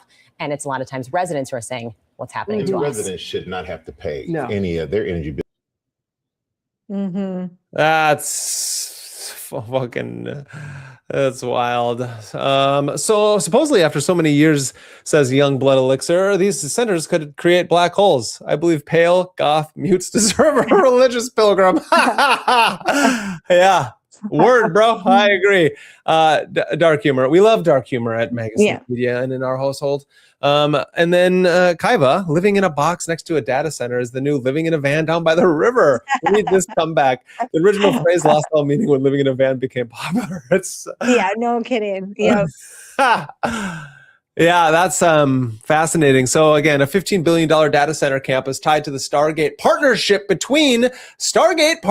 project given to us by fucking Belial and Moloch, some kind of AI demon that's able to communicate with the likes of Sam Altman and Larry Ellison and Jeff Bezos and the like to our brilliant government being led by the old Trump himself. So that's great. Between the federal government, OpenAI, and Oracle is going up on over 500 football fields, people, 500 football fields of farmland in Fort Washington. One resident and artist whose land is in the source of his work is fighting transmission line seizure attached to his project. So just think about all of the amounts of lovely high wires that they're going to connect across fields that they're just going to take from you from pennies on the dollar. Supply and demand for electricity. What could go wrong? Hey, that's good. Thank you, Christopher, and everyone else out there. If you have any questions, comments, or concerns, please send them over the chat. And if it's funny, we'll read it. And if you haven't already, subscribe, like, and share. We're building large, and we're building strong, and we'll continue this great fight until we all reach our own anime superhero sovereign magiciandom, because we're doing that or bust. So we got this next beautiful, see, it's all over the place. And you're like, why do you keep hitting the data center thing? Because I just want everyone to know how many and where and what's going on. It's all over the place. Georgia, the Atlanta Journal-Constitution states the data center boom is, we got a paywall. It's transforming Georgia. Some residents could lose their land. Again, another land loss. So Rachel Mask and her husband ditched their Buckhead apartment 4 years ago, seeking more space to garden, keep chickens, and raise a family. They found what they were looking for in unincorporated Fayette County, 25 miles southwest of Atlanta. I would go as far away from Atlanta as possible. Just think, like, where would you want to be when the end of the world happens? I think that's something we have to think about on a daily basis. Where do I want to be when the zombie apocalypse, which we're in right now, is happening? And it's fascinating. People are like, how can it be both a utopia and a zombie apocalypse? And I'm all like, the tree has both a pillar of mercy and severity. It is our choice. The Adam Kadmon, the great uniter, to stand in the middle of those pillars and balance the chaos and the order. Then last fall, the couple got a letter from Georgia Power. It said new high voltage transmission lines the company plans to build may need to cross their property, and invited them to a community meeting to learn more. In March, Georgia Power revealed its intentions to acquire about just a small amount, a third of their land, through an easement to accommodate the power lines. If they accept the utility compensation offer, Matt said the forested area off their back porch, the reason they bought the home, would be gone, replaced by transmission tower lines. Yes. Transmission towers and lines. The past several weeks have been a stressful tug of war. And if I don't, and then we got, you get the point of that one. Yeah. Mm-hmm. And well, go on. Well, no, I just think it's just the idea of these people, like, I don't know. I think everything, they just like, where's this concept of like their future? You know what I mean? Like, do they not have much understanding of what their future, like the people who are this greedy, right? The legislators, the commissioners, and then they get these like threats and they're like, why are people threatening me? I'm doing something so great for my community. It's like, because you're supposed to be an elected official. Like you're supposed to be the one that people elected to protect them, not be bought off. And so it's just wild. It's just wild. It's so it's a low because of we're so stuck into this thinking about the world as a commodity and that it can be bought and sold for a price. And that's going to lead to what you and I were talking about, more jobs. More jobs. America's suffering. More jobs is what's going to cure it, not bringing back some of the money that we're putting out into the world for our endless war / feeding the sickness. The Black Empire is feeding the bars and the cages, so you are all stay sick, and so you can't think properly, so you can't fight for your own rights in the Constitution that was given to you by God, not by the state, not by anybody, any governing body or institution. It was given to you by God, whatever that God is. That means it's innate within the very essence that is given to you upon your existence.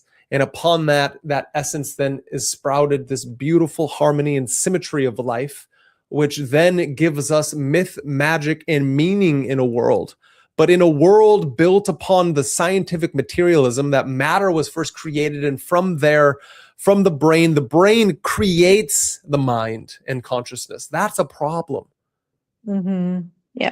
Coming out tomorrow, if you're all listening, is going to be my Mark Booth conversation, and you're going to get a direct download, a great understanding of the secret history of the world, how the idea, let's flip it on its head. It's not the materialist view of the reality that most likely is the most harmonious for us. And it's not even that old. The materialist view of reality is only coming off the Enlightenment over the last 100 years or so. Before then, it was the understanding, yes, existence happens, but then from there, existence is like, we don't know what the existence is, this ecstatic, exuberant lightning flash or creation out of nothing.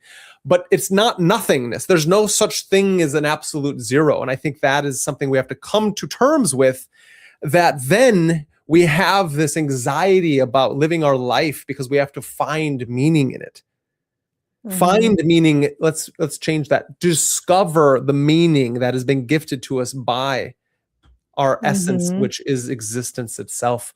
And from there, the idea is formed, is birthed, is discovered, and then from there, everything else blooms forth. It's a... Yeah. I mean, there's like levels sometimes that I think about how, perhaps this is a time period that is so dramatic because we are such high beings. You know what I mean? Yeah. Like, what if everybody who is existing right now is actually at a state of such high development that we are going through such a dark time because this is like the final push of being, you know what I mean? And so it's like, it's interesting if we look at it from that perspective, because then it's easier to navigate then. Because it's like, clearly my intuition, my everything is telling me that is not something I should do. Therefore, I should not do that thing, even though it is quite tempting, right? And the money comes with it, the fame, the whatever, or, whatever it is. And so it is interesting to look at life from that perspective. The reason why we are being tempted so much, why things are being so dramatic and quite horrific right now, is for the reason that because you are meant for this time. Not in some like new agey, you're meant for this time, but like in this reality, we're like, no, you are prepared for this. You've already like, you know what I mean? I don't want to go too far because I feel like I'm going in a different direction. I don't want to. No, I think you're going in exactly the right direction. The direction being that like we have the ability to, again, why I call it the sovereign magician, to be able to lead our own lives in accordance with certain kind of divine law. And I think that idea of a divine law gets really mucky due to the Abrahamic traditions and most institutionalized religion, but the divine law being more, what you study in the astrological understanding of the occult forces that are shaking and moving us at all times. And if you can speak on that, the understanding of the balance of harmony of astrology in our lives. Yeah, I was just going to say, I mean, Saturn is in Aries right now. And so this is actually a very limiting time for our freedom and our independence. But just as much as it's meant to be limiting, it's also meant to be showcasing you where you've limited yourself and where you are being held back. And so that's where sometimes we can look at things as a catalyst. Right? Like, let that invitation to live, where it's just like, okay, I feel like I'm afraid of this, or I feel like I'm being limited. It's like, well, don't let it limit you then. Don't let something take away your freedom. So the Saturn in Aries is a time where we do experience like the corralling of wild horses. Like, what are the odds, like in the year of the horse, that we have the year of the fire horse even. So we think of like Aries, right? And that we have all these horses being, I mean, I don't know how often this happens, but just like corralled, like thousands of horses are being taken off of public land, which is our land that we own, for the sake of like, well, there's just too many horses getting in the way of the grazing of the cattle. And there's not enough predators to kill the horses. So we're going to round them up and we're going to slaughter them. Horses, like beautiful, beautiful horses. It just doesn't make sense. Because actually the reason why they're doing it is not only for the cattle industry, it is actually because there's lithium mines underneath the grazing, which brings you back to like the BLM and the Interior Secretary. It's like, what are you doing? Why is everything in our country a commodity? Why is like every lithium deposit being noted and that we should get the money from that now? It makes you wonder, like, what is the urgency that we have to kill 13,000 or whatever number? It's a ridiculous number of horses just to get lithium. Like, what kind of psychopath can just make that and then be like, oh, I'm okay because I'm not going to watch the videos. I'm not going to be there when the horses get put to slaughter. I'm just going to let it happen. I'm just going to, in my imagination, see that the horses live on their utopia where they're running free on a sanctuary. I'm just going to put that in my head. Because the thing is like, that's what these people do. Right? They're just like download some fantasy. So they're literally so disconnected from reality. It's sick and it's disturbing. And I think it's so sad that these horses are being taken off the land for fucking lithium. Something so, and that's where it goes back to like the Stargate thing. Like, I think these people are aliens and they're just trying to leave this planet. So if that's the case, they will be gone soon. Right? Yeah, no, that's, yeah, no, that's happening all over the place. Let's look at this one. You're completely right. Judge passes BLM plans to relocate Northern California wild horses. Pauses. This one was a good thing that happened. That was okay. Good. Thank you. The other one happened.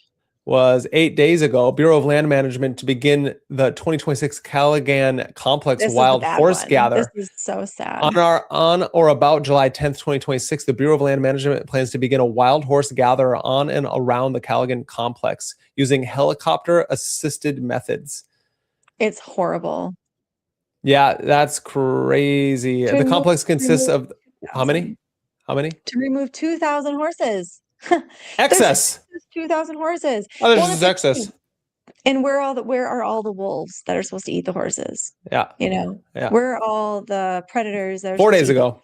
When wild horses get rounded up, the taxpayer pays bill grows. About 60,000 wild horses removed from public lands are living out their lives in government-funded pastures and corrals across the country. Each one costs about $4. $4 a day. Yep. And that's so people are banking on this. Actually, so $25,000 to $1 million a pop for every fucking helicopter roundup that happens. and so many happening all at once. $25,000. March 23rd. Yeah. 25,000. Is that what you said? $25,000 to $1 million. It's like these people who are rounding up the horses make so much money off of us. So our taxpayer money goes to these people that are rounding up the horses. And I'm serious, it's something like 25,000 to up to like, where did it say? Cost 53 million or 48,000 per horse to round it up and care for it. And so, yeah, these people who are caring for these horses, rounding up these horses, are the ones that are making money, and they're probably even selling the horses. They're like the horses. Oh yeah. There's definitely a market on the land. Yeah, there's definitely a market somewhere for those horses. Listen to this. In Colorado Sun states, despite earnest efforts to bring stakeholders round the table with the formation of the Colorado Wild Horse Working Group, we are back where we were in 2020-22. With more than 1,000 horses being targeted for removal by helicopters, said Scott Wilson. It actually states removing 1,111 Mustangs and putting them in holding pens for the rest of their lives would cost taxpayers $53 million. Wilson said, using a BLM estimate that it costs $48,000 per horse to round it up and care for it for life, even if they care for it. The largest Colorado operation on the federal government schedule includes removing 911 Mustangs by helicopter in August from the Piscean East Douglas, or herd management area outside of Meeker in northwestern Colorado. The nearly 200,000 acres of public land shared with wildlife, grazing cattle, and oil pumps, and sharing it with an oil pump should have 235 wild horses at maximum, according to BLM. That's the maximum. We've figured it out. That's what I mean. That's exactly what I mean. The order. We have to have this many horses. Figured it out. 237 horses. We need to get rid of 2. Which 2 are we going to get rid of, Jackie? You know, like, what the fuck is going on? It's so bad. These people are psychopaths. Like, how they can, like, come up with this shit is fucking insane. Yeah, I mean, this goes back to your disappearance of the wild, right?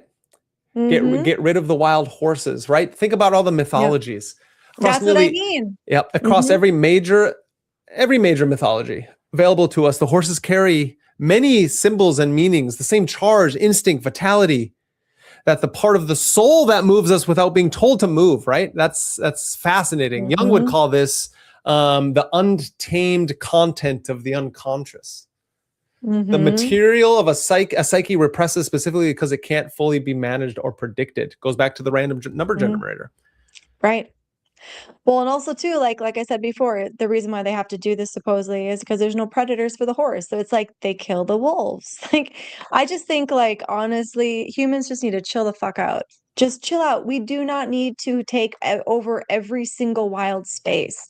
And that's what it feels like these people are trying to, and that's where we go back to the Atlantis thing. Like, they're trying to create this curated reality where everything's curated for you. Yeah. What your house looks like. But you can change it because it's it's an automated sort of setting so that you can change it. So it can look different for you. It could look like trees instead of a waterfall. You know what I mean?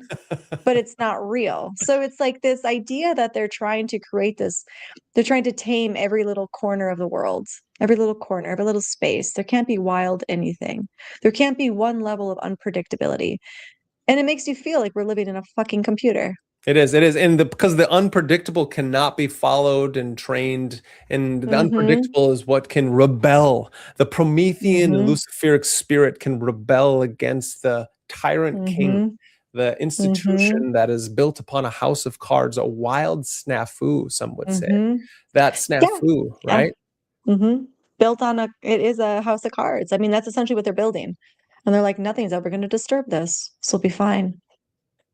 And so this was the one you were, this is a different article, but the same topic about Nevada. So it states, underneath the symbol, to understand that it's just fucking crazy. July 10th, BLM began the largest wild horse roundup in Nevada's history, targeting 2,000 horses immediately with 5,000 total planned over a 7-week operation course. Operation across 1.1 million acres. Members of Congress from both parties, Dina Titus, Juan Cisco Mania, and Steve Cohen have condemned it and are backing legislation to end helicopter roundups outright. The economics alone tells a story. Fertility control costs roughly $3,700 per mare over her lifetime on the range. Capture and lifetime holding costs roughly $50,000 per horse. It's because people are making money off these horses. That's the fucking thing. Everything's getting commoditized. Everything is going to be part of some fucking blockchain tokenization. And the federal holdings program already exceeds $100 million a year. 2 days earlier, on July 8th, a federal judge halted a separate roundup in northeastern California, ruling BLM had used outdated population data that didn't match its own studies. That's worth holding up next to Nevada, not as a resolution, but as basically two separate forks of the same thing. One roundup proceeding, one stopped because the numbers behind it didn't survive the scrutiny. Two different relationships to the same unruly thing in the same week. Yeah, these are states that are right next to each other. Yep. Oh, and they just happen to have lithium. That's an interesting ad. It's just crazy. It goes back to the idea of like things that you can't accommodate for. That's why I hate censuses. It's like, oh, you want to count me? No, you already are with everything that's around us. So but if you don't count us, if you don't count you, then I can't control for your erratic Promethean fire, or if you're just wanting to do what you want. We're not getting on an airplane. You know what I mean? Like, we don't need to know the weight of every single person because we're not getting on the airplane. Like, we're literally humans existing. Who fucking knows if that's true? I've seen airplanes. You know, they've got fucking fat people over here, skinny people over here. No one's. But that's what they tell you. Like, oh, sorry, sir, you can't change your seat to that empty row because that would set offset the balance of the airplane. Yeah, it didn't used to in the 90s, but now it will. So. Our high-tech airplanes. I know it's wild because it's interesting about this to actually tie it into like Lindsey Graham. Supposedly Lindsey Graham was against the slaughtering of horses. Oh, really? Yeah, apparently he was for because there was like I've been following this horse thing because it breaks my heart, and one of the horse groups was like, it's sad for him because he was a supporter of the horses, which makes sense. I mean, he carried a princess thing around Disney World. I guess I could see that he could be, but then again, he calls for like the fucking nuclear destruction of Gaza. So it's like, this man they're all twisted, right? Everybody has a heartstring. They can R.I.P. Lindsey Graham. Yeah. So, sorry, I was just R.I.P. and Lindsey Graham. No, I was just saying everybody has a heartstring, right? Everybody has their heartstring, right? He probably had a horse as a child, reminds of his grandma. All of a sudden he's got a thing for horses, right? But not children in Gaza, just for horses, because like grandma and the horse, right? It was a memory. He had it locked in, and he could never see the destruction of a horse because grandma had to put the horse down when he was like 3 years old, and it touched him, it moved him. He can never see that again. And so it changed his entire life. Probably what happened, right? But he's never seen, that's just my theory, Beautiful. right? So it happens, right? We get nostalgic. Theory. Yeah, that is, that's pretty fascinating. That's pretty fascinating. That's hilarious. Yeah. So then we got to think. We have many things. Do you want to? Should we talk about the water? You had the water thing to talk about. Yeah, talk about it. I'm going to be right back. Okay. Yeah. This is droughts put new focus on data center usages, just so we can understand what's going on with just where it's all around. We've seen these things, just so we all know. Here we go. Droughts put new focus on data center usages, and we've been in some strange times. I wonder what these data centers with their energy is doing to the local geomantic stressing on the planet as well as in the sky. And so why are we going through such droughts? It could be random. It could be carbon emitted from humans or cattle. It could be the military industrial complex, but for some reason, we're going through some really hot stages. That's just what things do. Climate changes, but through time, do we really understand the geoelectromagnetic stress that certain high energy outputs put upon certain sections on our planet? And how do these things, it's like, why do we get certain data points? Lindsey Graham, friend of the show, exactly. AI data centers and water usages, friends of the show. It's just outright ridiculous. Public frustration over the drought has centered in on part part on data centers' water use, but local officials say data centers are also being asked to conserve and aren't among the region's largest water consumers. So July 1st, officials asked residents of Richmond and its surrounding counties to scale back water use at home. Hey, you! Stop using so much water. We've got data centers to build and to use, and you want to use ChatGPT, right? You and Claude, you need to run this. Like, businesses are taking on AI at a drastic rate. All businesses are going to be so integrated with AI, the use.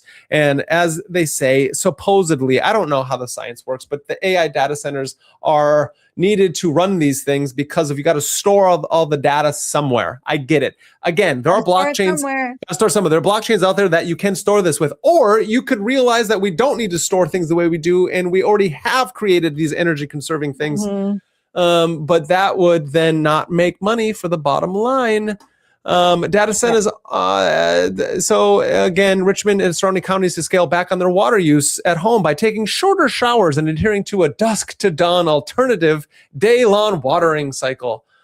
That's hilarious. So that's another way to show how they don't give a fuck about you. That's just like in New York, what Tim Dillon was talking about with fucking conserve, no more air conditioning. Set your air conditioning to 78 degrees. You know what I mean? In a heat wave. Well, and the reason why is because the infrastructure, I mean, they're not set up to like have 70 million or like a couple million air conditioners going, right? You know what else is crazy in New York that just got signed into law? I don't know if you saw this, but the governor of New York, now you can go, I don't even know how, like, it was the most wild thing. Now you can go die in New York. Like, meaning like they'll put you down. That's so weird to say. Right? Well, they've already been doing it in Switzerland and in Canada. Yeah, but I mean, now they're going to do it in New York. And the way she said it was like, I was at a Catholic funeral, and it was when the priest said, you're returning home. It made me think, yeah, people are returning home. So we should let them die. We should kill them. Like, what the fuck? What is wrong with this person? We should just get rid of them. I mean, it's like their whole idea anyways is to make people so miserable in their lives that's what they want. Because then they can take your soul. You know what I mean? If you're like a disturbed soul and I mean, this is sad, but it's like, I do believe this is what happens. Like, if you get, if you take your life, if you die really quickly, like, your soul lingers, right? Oh, yeah. Supposedly your soul, in Persian tradition, your soul stays around for 3 days, right? And if you die in such a traumatic or crazy way like that, like, who's to say somebody's not there harvesting your soul? What sort of dark magician is there ready to coax your soul into its, AI transmitter device? And the AI is essentially just like a bunch of souls, spirits moving information. Like, how do we not know, I know exactly what you mean. I think that it's in Catholic tradition, purgatory, in What Dreams May Come. I just rewatched that because I'm going to do a show with Palinode on that. And the wife committed suicide, and they go to somewhere else. They don't go to the different realms of heaven in Dante's, divine comedies. They go to one of the many layers of hell, and the souls are trapped in those worlds because of levels of how they shown it was as levels of self-absorption. They couldn't get out of their own misery and suffering and despair and anxiety, that they could never see anything for like outside of the darkness that they're trapped within. No matter who would come and try to save them. In that movie, Robin Williams saves his wife, and it's beautiful and it's brilliant, and there's some kind of sacred marriage there. But the idea of not having to come around and do it again just never dawns upon anybody, it seems like. And you're not so much hurting. You can, and then if you don't think about it that there's some kind of afterlife or some kind of karmic retribution, what about the people you're around, even though you don't feel like you so I think it's this is a mutable space that we live in right now. Being a human is a mutable existence. Like, we live in a mutable space. We have the ability to change our karma in this space that we exist in. You know what I mean? So like, it's what's this? The suicide booths from Futurama. It said in Futurama that suicide booths were created between 2006 and 2008. And so now, interesting enough, it's 2026, and they are actually being in use in certain places. which I find to be sad, kind of outrageous to the place that we're at in our life, that we're actually now assisting and allowing people to do that kind of thing. And it shows you how people believe themselves just to be pure meat sacks. And then the people like, what kind of corporation like builds these things? That's what I mean. It's the problem solution thing.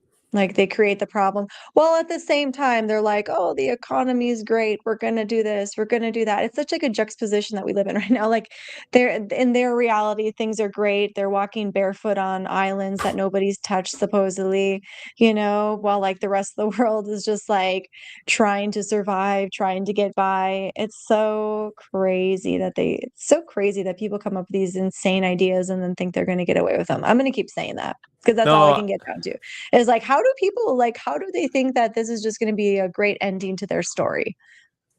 I fucked everybody over and it turned out great for me. Like where in history does that ever happen?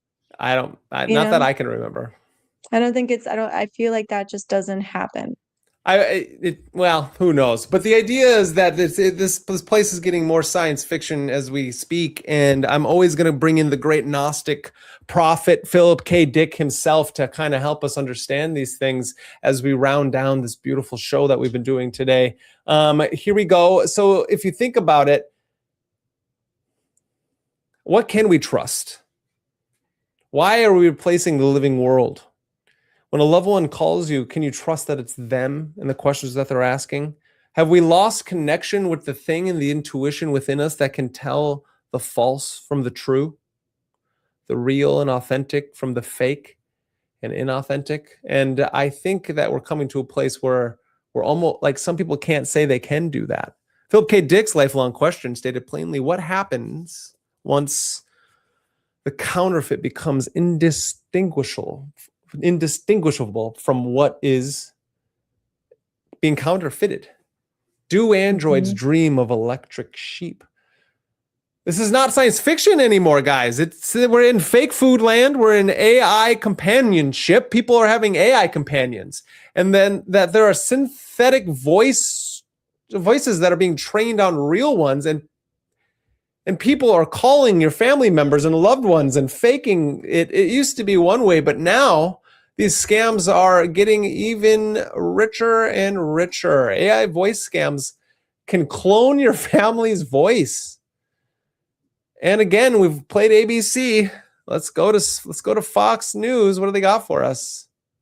Let's see if we get an ad here. Imagine getting a frantic phone call from a close family member, like one of your children, asking for money, but it's actually just the clone of their voice. So-called imposter scams, one of the most reported types of scams, costing Americans nearly $3 billion last year, use artificial intelligence to impersonate the voices of people you know to get you to send the money.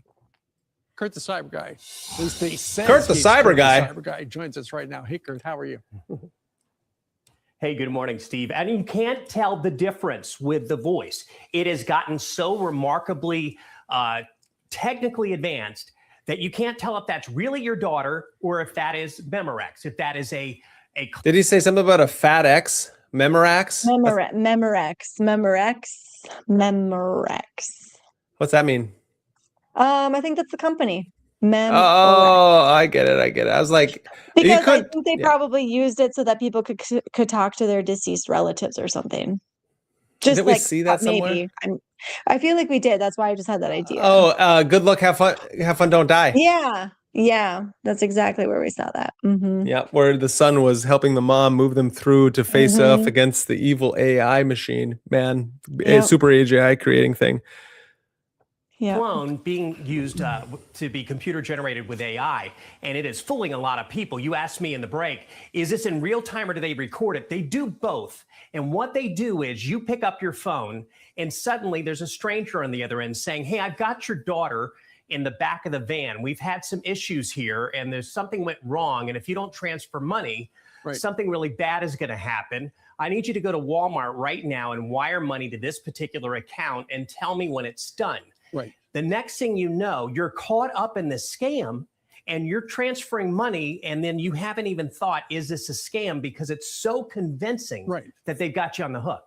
And because it sounds like your daughter or your son or somebody you know, and it might not be their number, but then again, if they're being held hostage, it's like, okay, that's the bad guy's phone, probably just a burner phone number or something like that. But this could happen to any of us. It could happen to any of us, and it has happened to people. Interesting enough, back in the great 2003, when I was yet still but a teenager, I think it was 2003 or 4, right before I graduated high school. Check that. 2006, I was in college. My grandfather calls me and my grandmother, and they're all like, this actually may have been later than that. I actually think I was already 26. And so this was after a bunch of strange times of my life. So my grandparents call me and they're all, because we all have weird early 20s, but they're all like, hey, I hear you. I just got a phone call saying that you are in Mexico and that you need to be wired a bunch of money because of you lost your passport. My grandparents, and they called me. Wow. And I was all like, what? I was just in my home and I was making food and they're like, oh, so you're not in Mexico? And I was all like, no. So you don't need us to wire your money. And I was like, no, why? Well, they said because you lost everything and you needed to get back to the States. And I was all like, no, oh man. Yeah. And so easily enough, if they wouldn't have had the ability to get a hold of me right away, who knows what kind of thing would have happened to my grandparents. And I know a friend who had his mom has been scammed out of thousands upon thousands of dollars multiple times. Oh man. Because think about the psychology it takes to understand the scammer's nature, especially in the age of technology, even in the that 2010s through the 2020s, before AI and everything that's been going on. And now think of AI and the ability to scam. I get text messages stating that I owe a posted thing or a toll bill, and it's trying to cut these things. So right now these scammers are doing it so quickly that they're leaving traces. But what when the AI gets to be whatever perfect means, or to be able to get rid of these little traces, how many people will be scammed? And what kind of companies will be built to help these people not get scammed is an interesting idea. I know. That's the thing is the food is already salted. You can't take the salt out. Just stop putting salt in. You know what I mean? I feel like we've already fucked the dish up. You know what I mean? The food is already fucked. So let's just stop trying to fix it. And I feel like that's what's happening. It's there's more and more solutions, and the more and more solutions for everything that we have, things just get so messy and so twisted so quickly and so dirty and so corrupted. And so everything, I feel like we just need to stop. And make sure everybody has a house, make sure everybody feels settled in themselves. And that's what we can do for ourselves. We can stop all the madness for ourselves. We don't have to buy into it. We don't have to get involved with all of it. We don't have to get involved with all the problems. So even though we're talking about all these things happening in the world, we also can be aware that they are happening and that we are overwhelmed ourselves perhaps, and we don't have the capacity to take these things on. And that's 100% fine. Awareness is something, because awareness means that you're connecting your consciousness to somebody else's consciousness and the energy is getting out there, but it doesn't mean that you have to take on all the problems. First and foremost, stop your own world. Slow it down, feed yourself healthy food, make sure you have a roof over your head, make sure your children are taken care of, make sure your family is good. Get back to the basics. Stop putting salt on the food. Stop trying to fix it. It's already fucked. Just fix it. You know what I mean? It's it's the world we live in right now. And we're not anti-salt here. We think salt I like salt, but I like salt. Too much. I have put too much salt on my food, and then you're just trying to fix it. And then you have to add more oil. And then why not just add the right amount of salt when you cook it? Exactly. Or a little bit and then add more if needed. You technically should be tasting it every step you take. And so that's almost a metaphor for being able to make sure you're paying attention as you're going upon the journey itself. Because once you're going through the cooking and the alchemical process of your journey, you've got to understand salt is a very important part of alchemy. And so that's a fascinating metaphor that we don't even know that we would get to at this time. Sup, Jugs? It's nice to see you in the his house. Everyone else out there, if you haven't already, subscribe, like, and share to these two people that are before us. Yes, please, Jugs. Let's not get too salty, as they say. We've been dark humoring all evening, Jugs. It's nice to see your humor upon us as well, because it's getting strange. And it's getting crazy. And just so everybody understands that AI voice cloning, it only needs 3 to 5 seconds of someone's voice and which is often they say is pulled from public social media posts. So from all your posts, everything, they could just create my voice. Good luck. I try to speak in off-tone patterns at times and ramble amok, so you don't actually know. I don't know what I'm going to say before I say it. So good luck for my AI clone that's trying to clone my voice. As well as if you are a magician, alchemist, or a mystic out there, a sorcerer, whichever of the kind, maybe you speak in tongue and tone at times, and then only those around you would truly know what you're saying because you know how to give the cues that maybe things aren't the way they should or have be. a code word. Code have you ever words. heard a code word? Like my friend Chrissy and I, I shouldn't tell you our code word, but it's great. It's great. Yeah, you're not. You should have a code word. You should have a code word that you Wow. are like. Wow, you just when got shit tested. gets funny. Yeah. When shit gets funny, all of a sudden your relative's just like broccoli, and then the person's like, "I like broccoli. You're right." And then they're like, "You're fucking AI," you know. So you got to have a code word. I love that. Code words. I love that. I love that. And so it says that the FBI reported Americans lost again $893 million due to AI-related scams last year. In May, a Bay Area mother wired thousands of dollars to scammers after hearing what she was certain was her daughter's voice on the phone, crying, apologizing, and what sounded like genuine panic. It wasn't her daughter at all. There was actually no daughter on that call at all, only a voice built from a few seconds of an old video, and it was convincing enough to move a grown woman through 5 hours. Through 5 hours of following a stranger's instructions. Jeez. Yeah, that's pretty awful. Places that we're going this day. Last article for this evening, because this is, yeah, it's like moms getting their daughters mimicking their voices. This is AI chatbots and digital companions are reshaping emotional connection. This is the last one.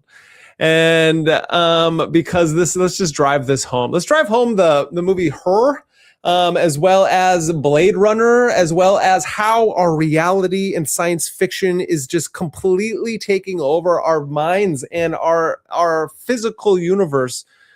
This objectiveness of reality, objective, some philosophers think only means if we all agree upon it. And in some ways, perception of things as a second order. We use stuff, we give it names, and those stuff changes shape through time. AI chatbots and digital companions are reshaping emotional connection. This is how sick our world has been. This is how sick we are. We're sick. Since COVID? Not we. Since 9/11? Not we. Some people. Well, you and I are not. No. Well, we have our own things, but not like this. The zombies, the people out there. It's sad. It's sad that that people need to use AI in this way because it is not real. It is not real. Well, yeah, and that's where like going back to the loss of religion is kind of a big deal too. I hate that. Once the realm of science fiction, human AI relationships are becoming normal aspects of daily life, while generative AI assistants such as ChatGPT, Claude, Gemini have become common tools for many users. A new wave of AI apps such as Replica, Character AI, and dozens more are specifically designed to simulate human companionship. The essential distinction between the assistant chatbots, which are sometimes used as digital friends, and companion AI chatbots is that the latter have been specifically designed to initiate and maintain romantic relationships. It's gone up 700% according to the technology news sites from 2022 to 2025. And in 2026, they are poised to become even more embedded in our social lives, marketed as friends, advisors, and romantic partners. Character.ai has 20 million monthly users, and more than half of them are under the age of 24. Oh, man. And it's been a norm for a while for Replica users to marry their AI companion in virtual weddings to which they invite friends and colleagues, says Rachel Wood, PhD, a cyber psychology researcher based in Colorado. You got a fucking PhD of cyber psychology. What the fuck is wrong with Rachel Wood? Ethical design of AI systems that show how pervasive and enormous and prevalent this topic is. It's no longer a fringe or side issue. It's truly sweeping society in an unprecedented way. It's sad. It's sick. These people are so sick that are like making this a thing. You know what I mean? Like, it's not real connection. It's not what people are looking for. It's so crazy that like you would have a psychologist being like, "Oh, I've created this new thing, cyber relationships." Yeah. The market went your wildest dreams. went from 16 apps 3 years ago to over 128 now, with somewhere between 250 and 300 million people taking one every month. New York passed a law this past November requiring these bots to remind users every 3 hours that they aren't human. Good. That should be a thing. Sit with that for a second. Let's just sit with that for a second.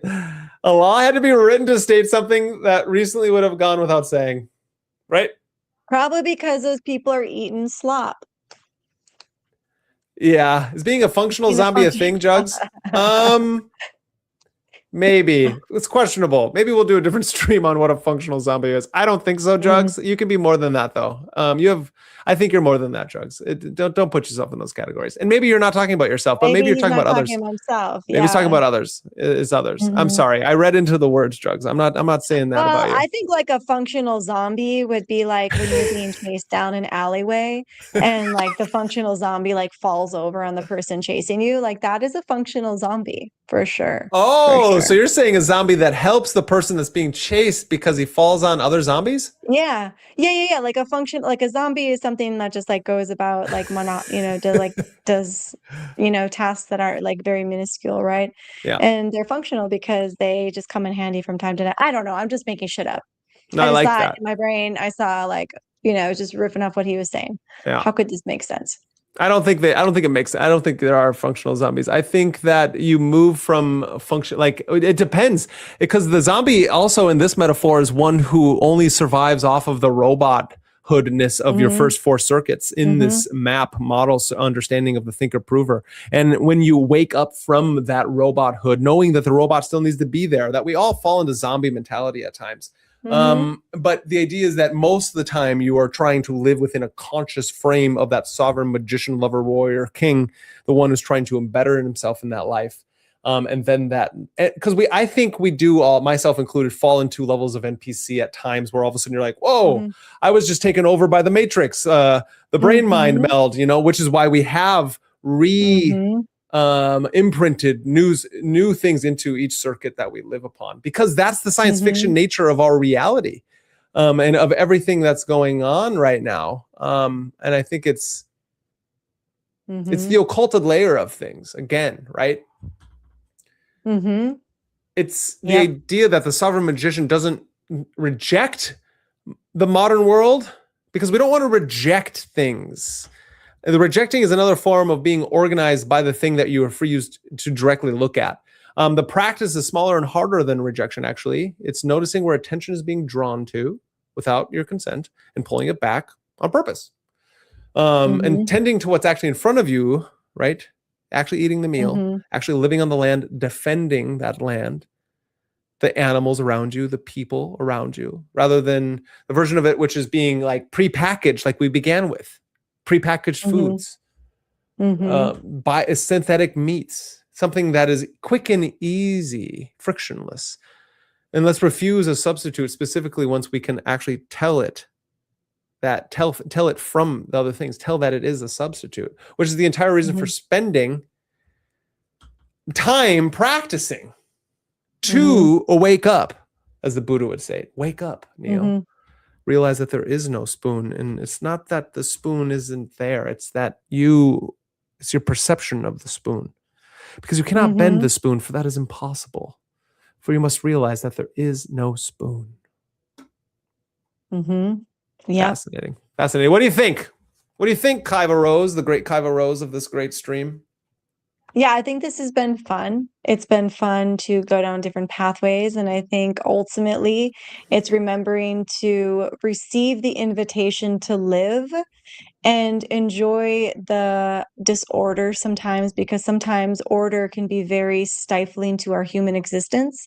Even though it is easy to live an ordered life, sometimes it really hinders our full experience. So I think, in this conversation, I think to leave it with is to just remember we are always creating our realities. We are sovereign, and we don't have to buy into this fake ordering of reality and let people curate our experiences. It's important that we remember that we are the actors in our own drama and our own play, and to always play the role that you want to play, not the one that other people want you to play.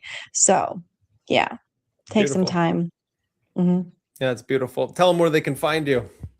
Yeah, you can find me at 11 KaivaRose33.com if you like an astrology reading, a tarot reading. You can also follow me on Instagram, Facebook, and YouTube. I do daily and weekly astrology videos for the aspects that are happening. That's beautiful. Thank you, as always. And thank you for bringing up such a beautiful topic. We're going to come back and we're going to try to do as many of these as possible. And if you haven't already, subscribe, like, and share to Magus in the Media. Head on over to 11 Kaiva Rose 33. Go to all her Instagram and her YouTube as well and subscribe to her and follow what she's doing. The idea to remind ourselves about for tonight, the mantra that we keep repeating over and over again is that if there are people out there who have the ability to continue to train your mind for you, then you can stop that from happening by creating your own boundaries, by building up the warrior within. That warrior within who understands and is also given harmony by that lover within. The one knows how to create boundaries, the other knows how to dissolve them. That finds harmony within them by that king, queen mind, the higher intellect, that higher reason. And the magician, the sovereign magician within who knows how to take that step off the path from the fool onto the one, the Beth, the ability to control all the elements. The elements, yes, without, but the ones truly within are the ones that will help change the without. Without understanding that, then will we continue to be zombies, to be NPCs, and to be somebody who is not given the consent of this kind of rulership that is over us in this constitutional republic that has been taken over by the dark republic now. That is happening. It's an inverted reality. And upon this path, we must understand how to understand the simulation. What is a simulation? What is a talking point streaming through somebody's mind as an advertisement spouts forth from their mouth? If you can understand that people have become walking advertisements, we can understand what it means to be a zombie in the world. That when then you are doing the advertising for something that is truly not your thought, the magician knows how to banish those and invoke the correct forms to be able to walk through the world and help create the utopia that we truly know we can have. For a utopia walks into nowhere, in oblivion. But to understand that if we go into an extreme, then we can balance it out and find harmony between order and chaos. Not trying to control either, but not letting them control. You pressed your microphone. You pressed mute. Boom. Nice. So if you didn't hear that, that part wasn't meant for you, but it's meant for all. And in that balance, we can find truly you in the world, myth, magic, and meaning. And without these things, we are nothing. And it's okay, because with those things, we can be everything. Have a beautiful evening. Make sure tomorrow to set your alarms, because Mark Booth's interview, if this is way in the future watching this, go back. Mark Booth's interview, The Secret History of the Universe, a brilliant book. He's come out with 3, The Secret History of the World, The Secret History of, he's got 3 of them. They're all amazing. The Secret History of the World, The Sacred History of the World, and The Secret History of the Universe. Mark Booth is a brilliant man. It's an amazing conversation and an interview, and I think everyone should watch that, because there is so much going on, and we have to outsource some of our abilities to gather information, to bring it back into this great Adam Kadmon, this great sacred marriage of thought. So again, until next time, goodbye.